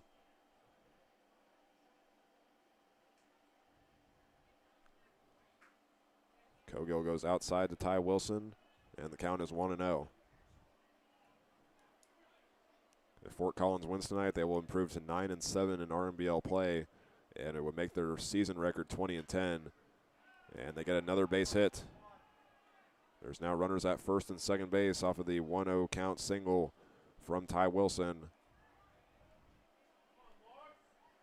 And now that brings up Ty Acton.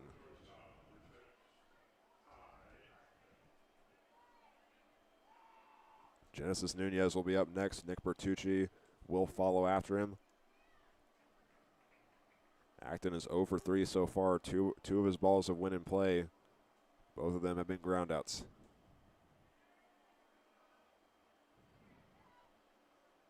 Kogiel looks back at second base, now focuses on the batter who shows bunt, and that one goes back to start the count off 0-1.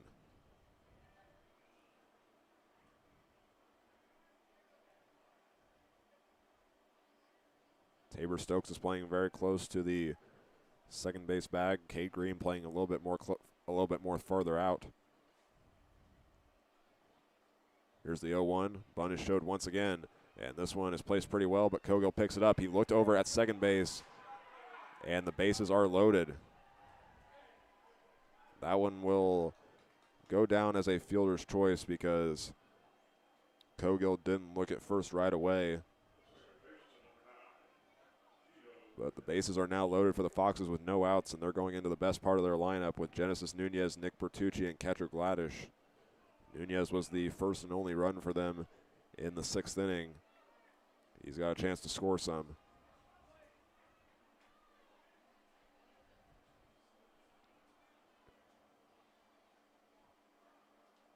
The first pitch to Nunez misses on the outside, and it's 1-0. The Larks are currently warming up Jackson Ramos.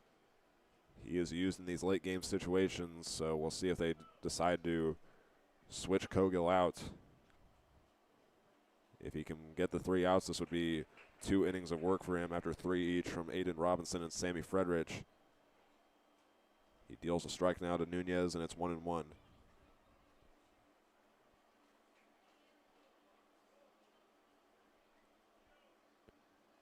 Here's the pitch from Kogiel. Missing upstairs, it's now 2-1.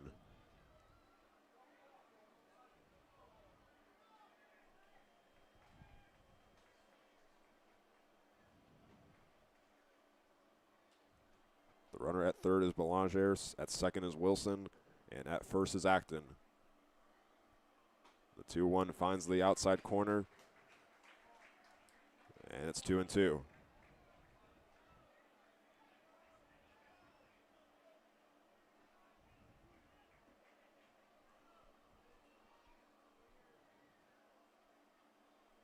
Kogiel going for his second strikeout of the game, and it's going to be a full count.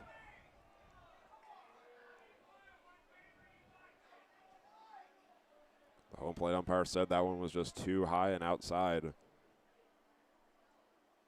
A walk would tie the game up. A strike puts the first out on the board, and there it is. That's Kogiel's second K of the game. He sends Nunez to the dugout, and now he faces the 4-hole batter, Nick Bertucci. And there's going to be a meeting first. As I mentioned before, Bertucci is a player that has more home runs than base hits. So you got to be careful against him, and that's what Harper's doing. He's going to have a meeting with his infielders.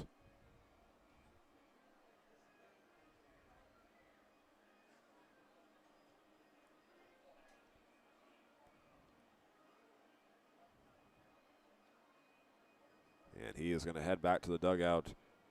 And every infielder goes back to their positions. Bertucci had an RBI double in the 6th inning. Started 0 for 1 with a strikeout, as well as a hit by a pitch in the 4th inning.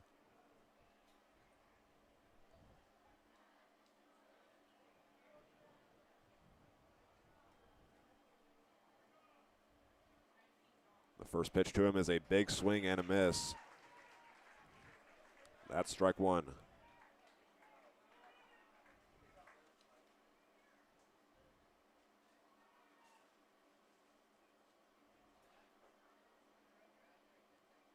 Bertucci's slugging percentage is .906. He chops this one over to Tabor Stokes, who looks at first base, makes the throw, and gets out number 2. But the game is now tied up with Brody Belanger scoring from third.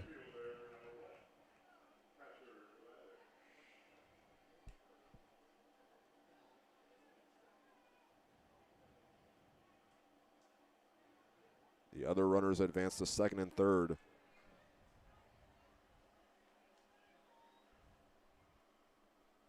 Kogiel looking for the last out against catcher Gladish. Here's the pitch. And that drops into the strike zone to make the count 0-1.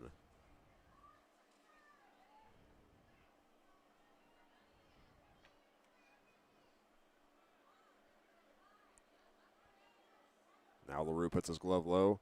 And on the 0-1, it's a hard ground ball over to Cade Green. He tosses it to Tanner Norman. And the Larks are able to limit the damage. The Foxes do tie the game up, but only one run is scored. Bottom of the 8th is coming up next. We'll see how the Larks respond.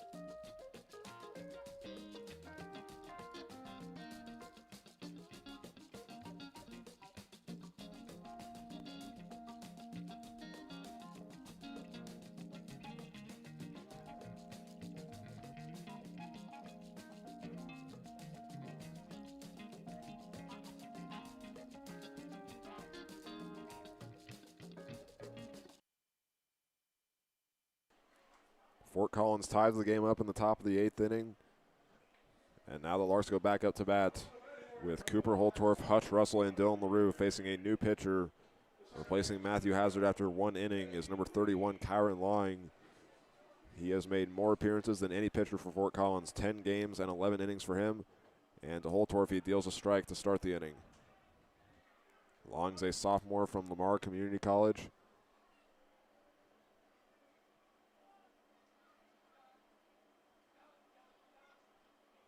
He gets set for the next pitch. And it's on its way. It misses down low, and it's now 1-1. Lawing has gotten 6 games with multiple strikeouts, including 4 straight. That includes also a 7 strikeout performance against Liberal on June 17th. And that was the only game for him where he didn't pitch for 1 inning. He's going to strike out Holtorf on, or excuse me, I'm sorry, that makes the count 1-2 to Holtorf.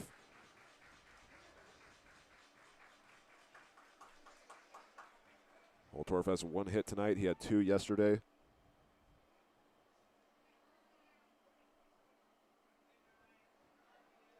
Now here's the pitch. That drops low for ball 2.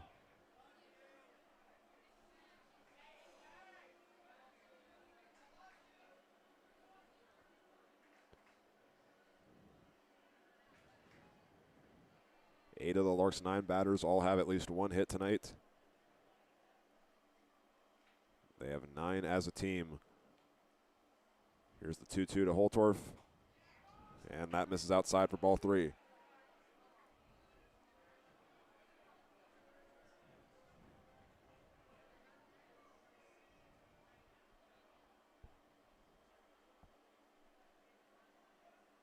Lawing gets set.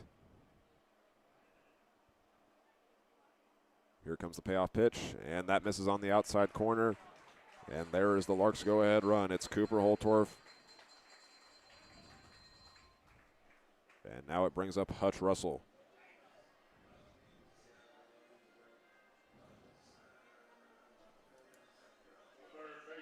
Russell is 1 for 3. His 1 single came in the first inning, and he made it all the way to third base.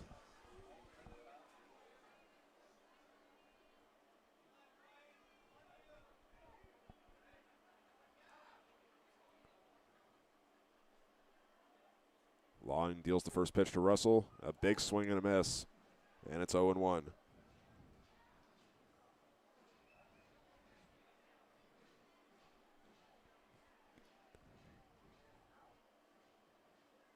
Short lead over at first for Holtorf.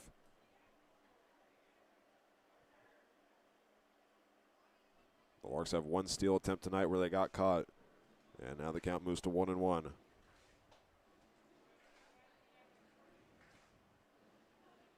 Russell's followed by Dylan LaRue and Sean Keenan. Long's next pitch goes inside and it's fouled off for strike number 2.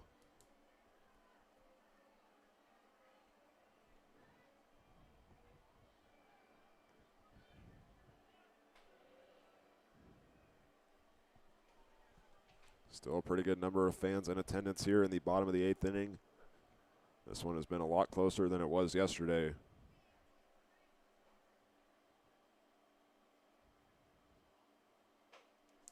Next pitch misses upstairs. And the count is evened up once again. Fort Collins can make their overall record 20-10 with a win tonight. Their final 8 games after tonight will be in RMBL play, trying to fight their way back up in the standings where they're currently at 3rd. And who knows, they could maybe even get an invite to the NBC World Series as an at-large team. Last time the RMBL was a 3-bid league, I believe, was in 2023. So we'll just have to see how the rest of the season plays out. Fort Collins has not been back to Wichita since 2007. They actually went to the NBC World Series in each of their first 3 seasons as a program. They started in 2005 and have not been back since then. Russell swings and misses on the 2-2 count. That is out number 1.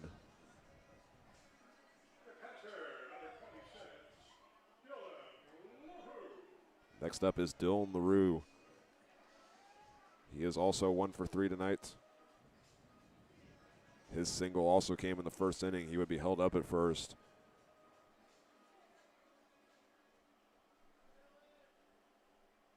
Just needs one good hit to advance the runner, Cooper Holtorf, over at first base.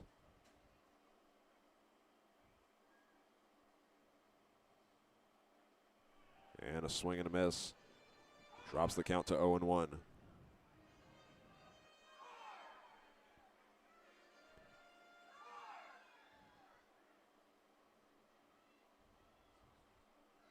Ashton Pinedo is covering first base. We'll see if Holtorf takes off.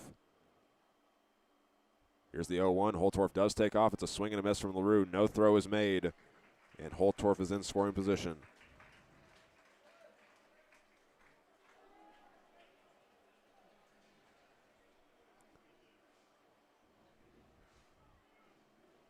Oh and 2 with 1 out to the catcher.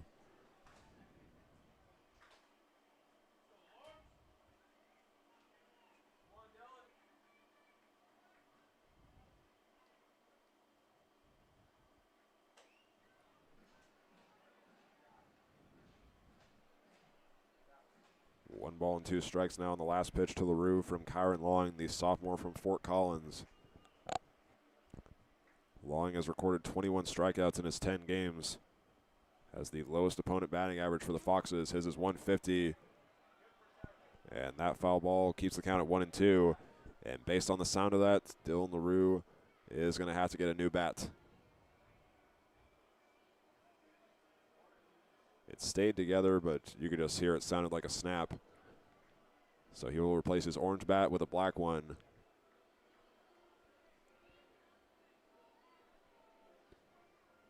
And unless I'm remembering things wrong, I believe the last time Dylan LaRue broke his bat and then switched one out in the same at-bat, he hit a home run on the very first pitch. 1 ball and 2 strikes from Long.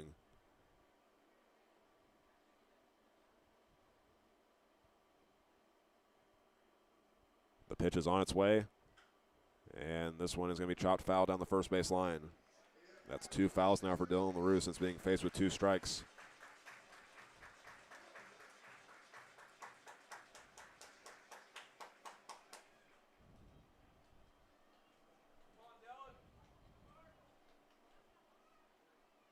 Catcher centers his glove again. Lawing kicks and deals, and it's another foul ball. The Larks fans cheer on Dylan LaRue. The count is just 1-2, but this next pitch will be number 7 for him.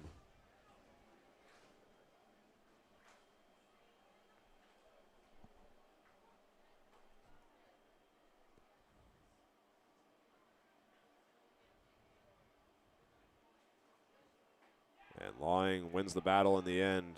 He gets it on the low outside corner and strikes Dylan LaRue out.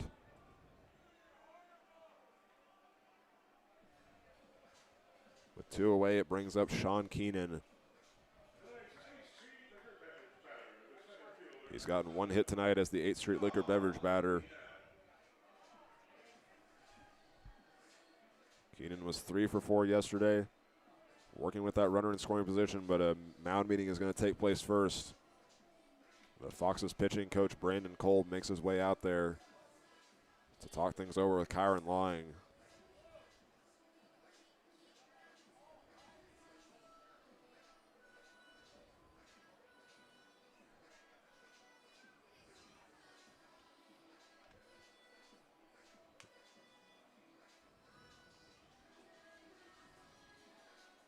It's been a very entertaining game so far. Looking back at how things have played out, the Larks jumped out to a 2-0 lead in the bottom of the second inning with 3 hits in that inning. It's pretty much been all zeros across the scoreboard, and it's been a pitcher's battle. And Fort Collins, their runs came in the 6th inning and the 8th inning from Genesis Nunez and Brody Belanger, who got on base and then was replaced by a courtesy runner. That was number 43, Luke Sidwell. Now they face Sean Keenan with 2 outs.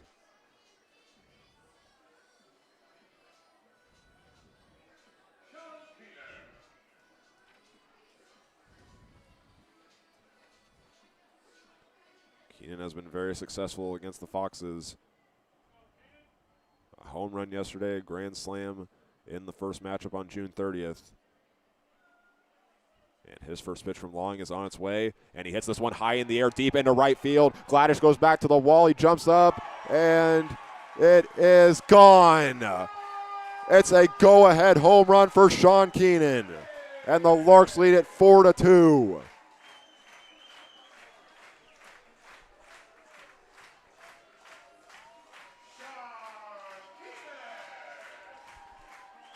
Take a bow, Mr. Sean Keenan. The Larks have a 4-2 lead, and he adds another home run against the Foxes.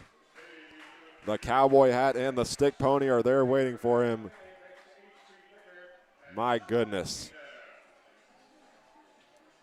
I think Sean Keenan just cemented himself as one of our post-game player interviews along with Aiden Robinson.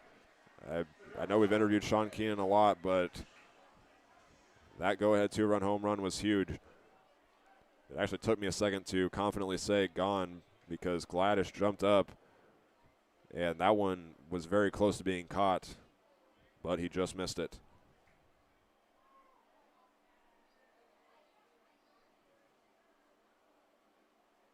The pitch goes low to the next batter up, Tabor Stokes. Count is 1-1.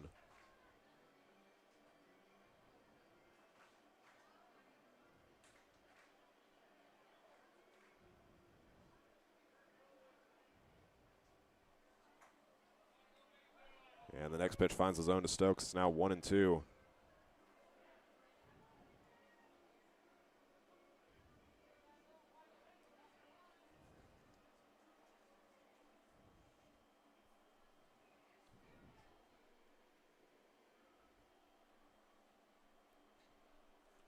The catcher Belanger centers the glove, and it's a swing and a miss for Tabor Stokes that ends the inning.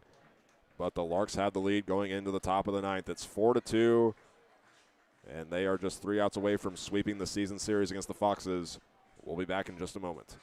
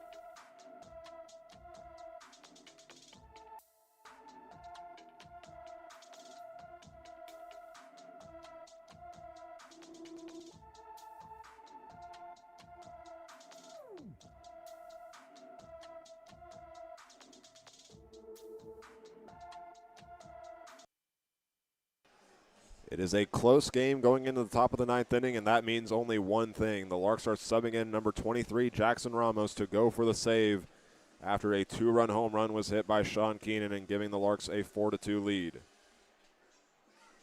Ramos has gotten 3 of the Larks' 7 saves this season, trying to make it 4 of the 8. He's facing the 6, 7, 8 batters for the Fort Collins Foxes.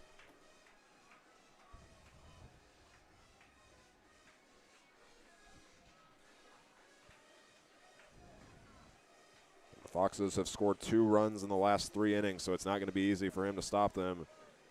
We will see what he can do. A lot is at stake for the Larks, a 16-4 RMBL record and a magic number of 3 before facing Liberal again.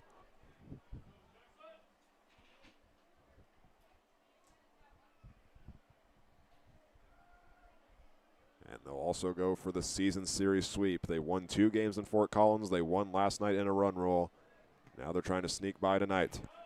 First pitch to Dalton Berg is strike 1 from Jackson Ramos. And a reminder to fans to stick around for our postgame player interview, along with our postgame show up next. Tonight we will interview Sean Keenan because of his go-ahead 2-run home run, and then Aiden Robinson in his first game with the Larks, 6 strikeouts in 3 innings for him.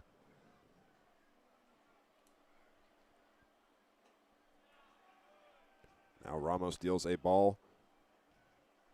The count is 1-1 with no outs to Dalton Berg. He is 0 for 3. He was also 0 for 3 in last night's game.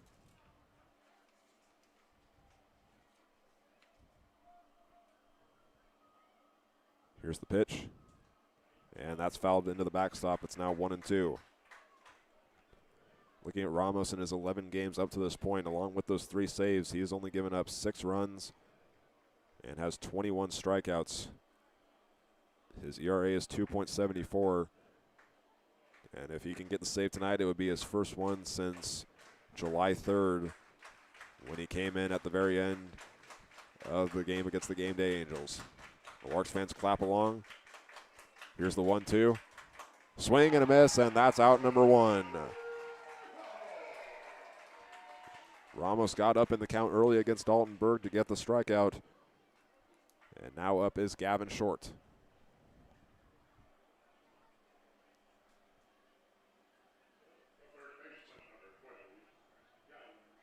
Short struck out in his first appearance, reached base in his last 2.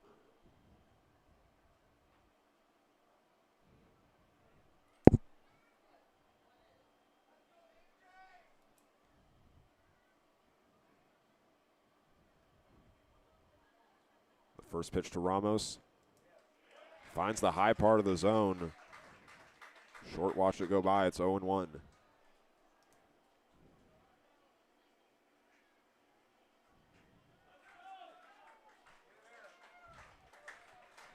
Larks fans getting loud for Ramos. They have kept the stands full all night for this final game of a 5-game homestand. And it's now 1-1. That one missed the zone on the outside.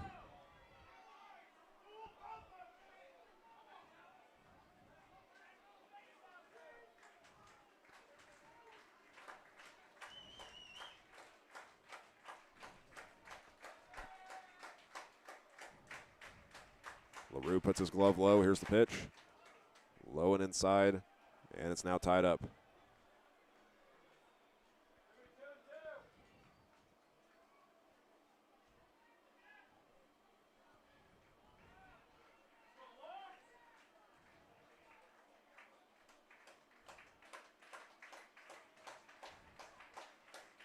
Here's the 2-1 from Ramos, missing up high, and that's ball 3.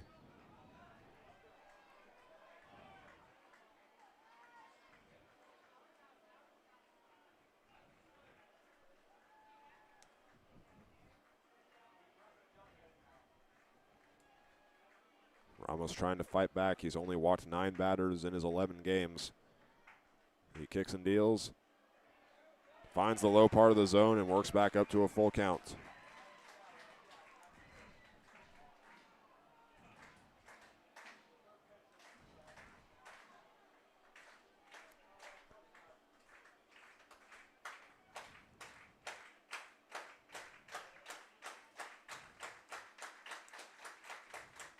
Larks fans getting loud for the payoff pitch. The 3-2 is fouled back into the parking lot of Doom.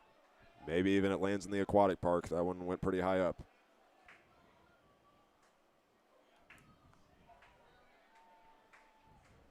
This will be pitch number 7 from Jackson Ramos. He's already struck out 1 batter.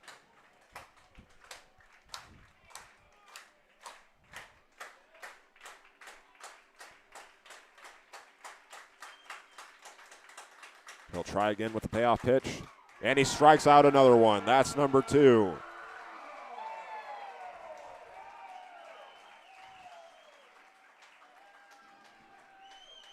One more out ends the game and gives the Larks their 22nd win of the season.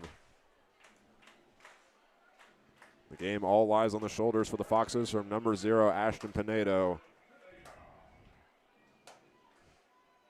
943 OPS for him and a 382 batting average coming into tonight's game. Ramos comes set. And here's the pitch. That one misses upstairs, and it's 1-0.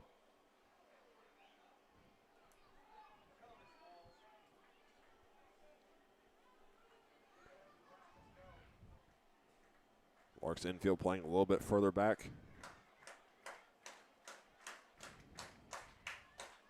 And this one's popped up and out of play, landing way off in the distance.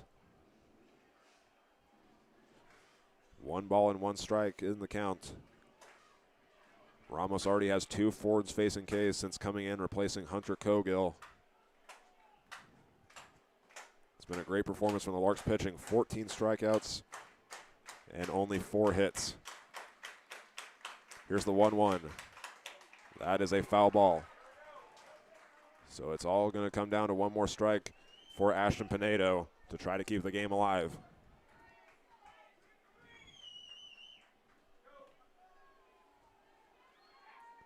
We'll wait for the clapping, and there it is.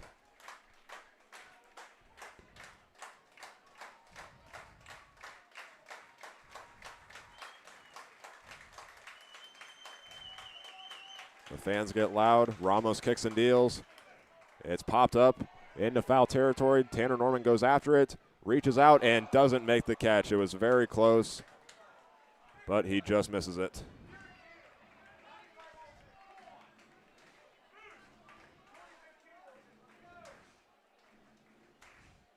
Norman went all the way to the first base dugout fence for the Foxes, reached his arm out, and had to try to catch the ball, also not running into the fence, which is always a tough play to make.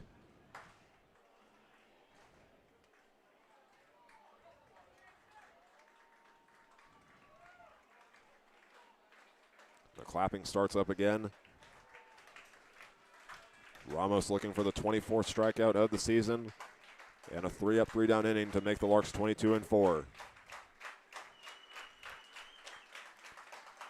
He delivers, and he hits the batter.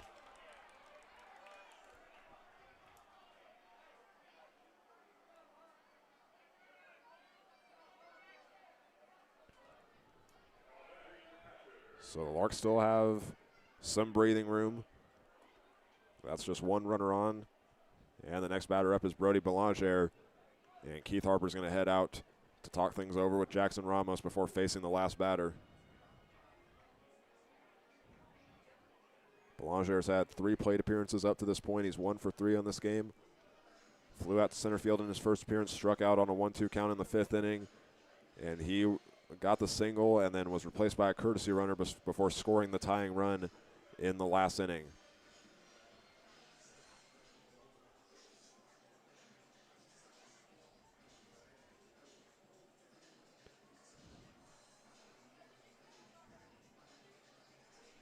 Belanger stretching out before going into the batter's box.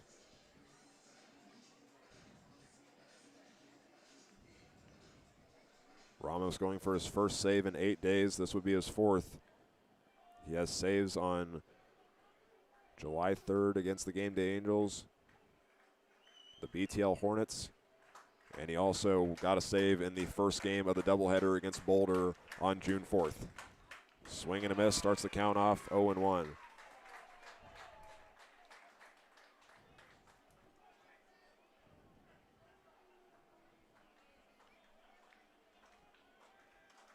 Ashton Pinedo's over at first base, playing very close to the bag. Here's the pitch. And Belanger thought about going around. He held back just enough. 1 ball and 1 strike.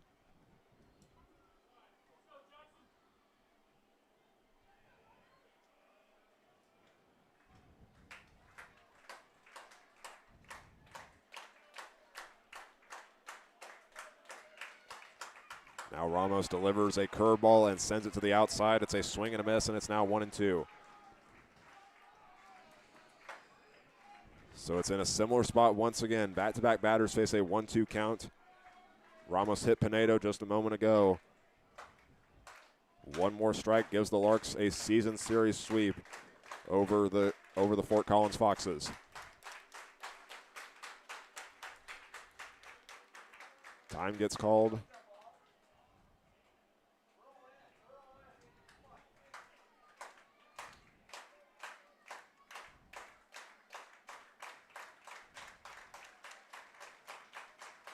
Ramos is ready, so is Belanger. Here's the 1-2. Drops down low on the curveball, and it makes it 2-2.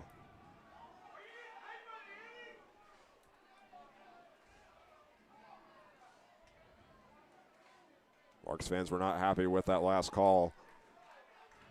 But again, there's still room to breathe for Jackson Ramos. Just 1 more strike, and he has 1 more ball to give as well.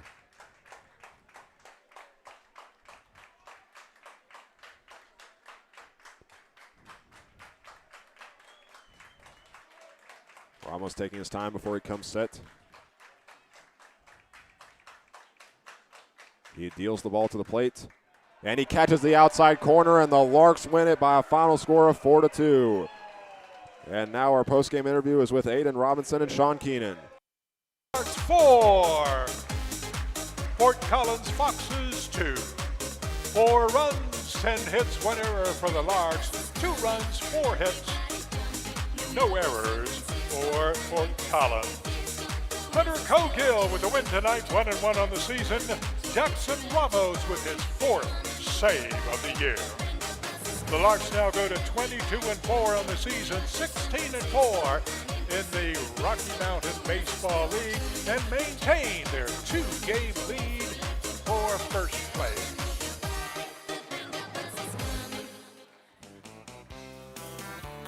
Stay with us for our live Larks player interview with play-by-play announcer Hank Corsair. Sponsored by Lewis Automotive Group at 4440 Vine Street in Hayes. Check them out at buylewis.com. Nothing in the world I'd rather do than grab a hot dog burger and a cold beer.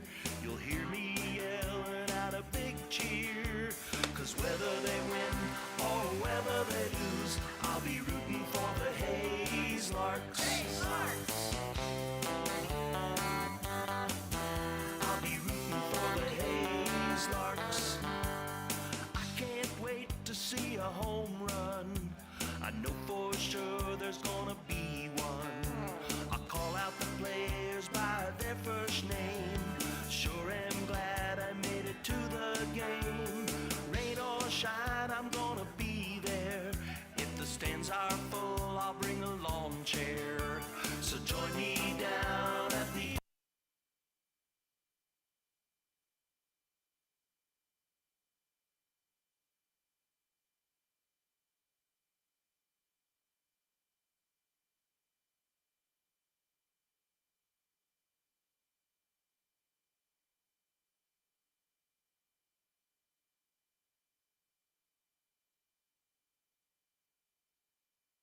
who had 6 strikeouts in the first 3 innings. How good does that feel for your first game with the Larks? Oh, it feels great. Ever since I got here, I got treated like family, and it's kind of hard not to, come out and shove with these guys. So. And are there any difficulties for you making the transitioning to primarily being a pitcher, because you pitched 8 games for Redlands and you also had 52 games as a batter? It's not that hard. I did a lot in high school, so I mean it's basically muscle memory. And being a late addition, how good does it feel to be a part of this team as you guys approach the end of the season and chase a league championship? I mean, these guys are absolute dudes, so I mean it's not that hard. You just got to go out there and have fun. I mean, they'll take care of the rest. Well, welcome to Hayes, and congrats on a great performance. Ladies and gentlemen, Aiden Robinson. I'm now here with Sean Keenan, who had the go-ahead 2-run home run. You had three home runs in this season series. What allowed you to do that? Just going to the plate, relaxed and having confidence. And tonight's game was a lot closer, so was there anything different that you guys noticed from the Fort Collins pitching? Not really. And right now, your guys' magic number for the RMBL title is currently 3. Liberals in second place. What's going to be the key to winning there in this next series? Just going after them. Congrats on the win. Ladies and gentlemen, Sean Keenan. There you have it, Hank Corsair with Aiden Robinson and Sean Keenan with tonight's postgame interview, sponsored by Lewis Automotive, 4440 Vine Street in Hayes. Hey, the Larks are on the road this week for a 3-game set against those Liberal BJs. Larks take to Liberal with a 2-game lead in the our baseball league. Game time Monday at 7 o'clock. It's a non-league game. And then it all goes for all the marbles on Tuesday and Wednesday. League games starting at 7 o'clock in Liberal. They'll wrap up the home portion of the regular season with the Boulder, Colorado Collegians next Friday, Saturday, and Sunday. Host family night on Sunday. Come out early. Enjoy all of the best fun of the summer game in town. Hayes Larks baseball. Right through the very heart of it, New York, New York. Our great thanks to tonight's game sponsors. Keithley Funeral Homes, McDonald's Restaurants of Hayes, Russell, Waukene, and Dodge City, and to Ellis Estates. Thanks for your sponsorship of Larks Baseball. Ladies and gentlemen, as you travel home tonight, please remember to buckle up.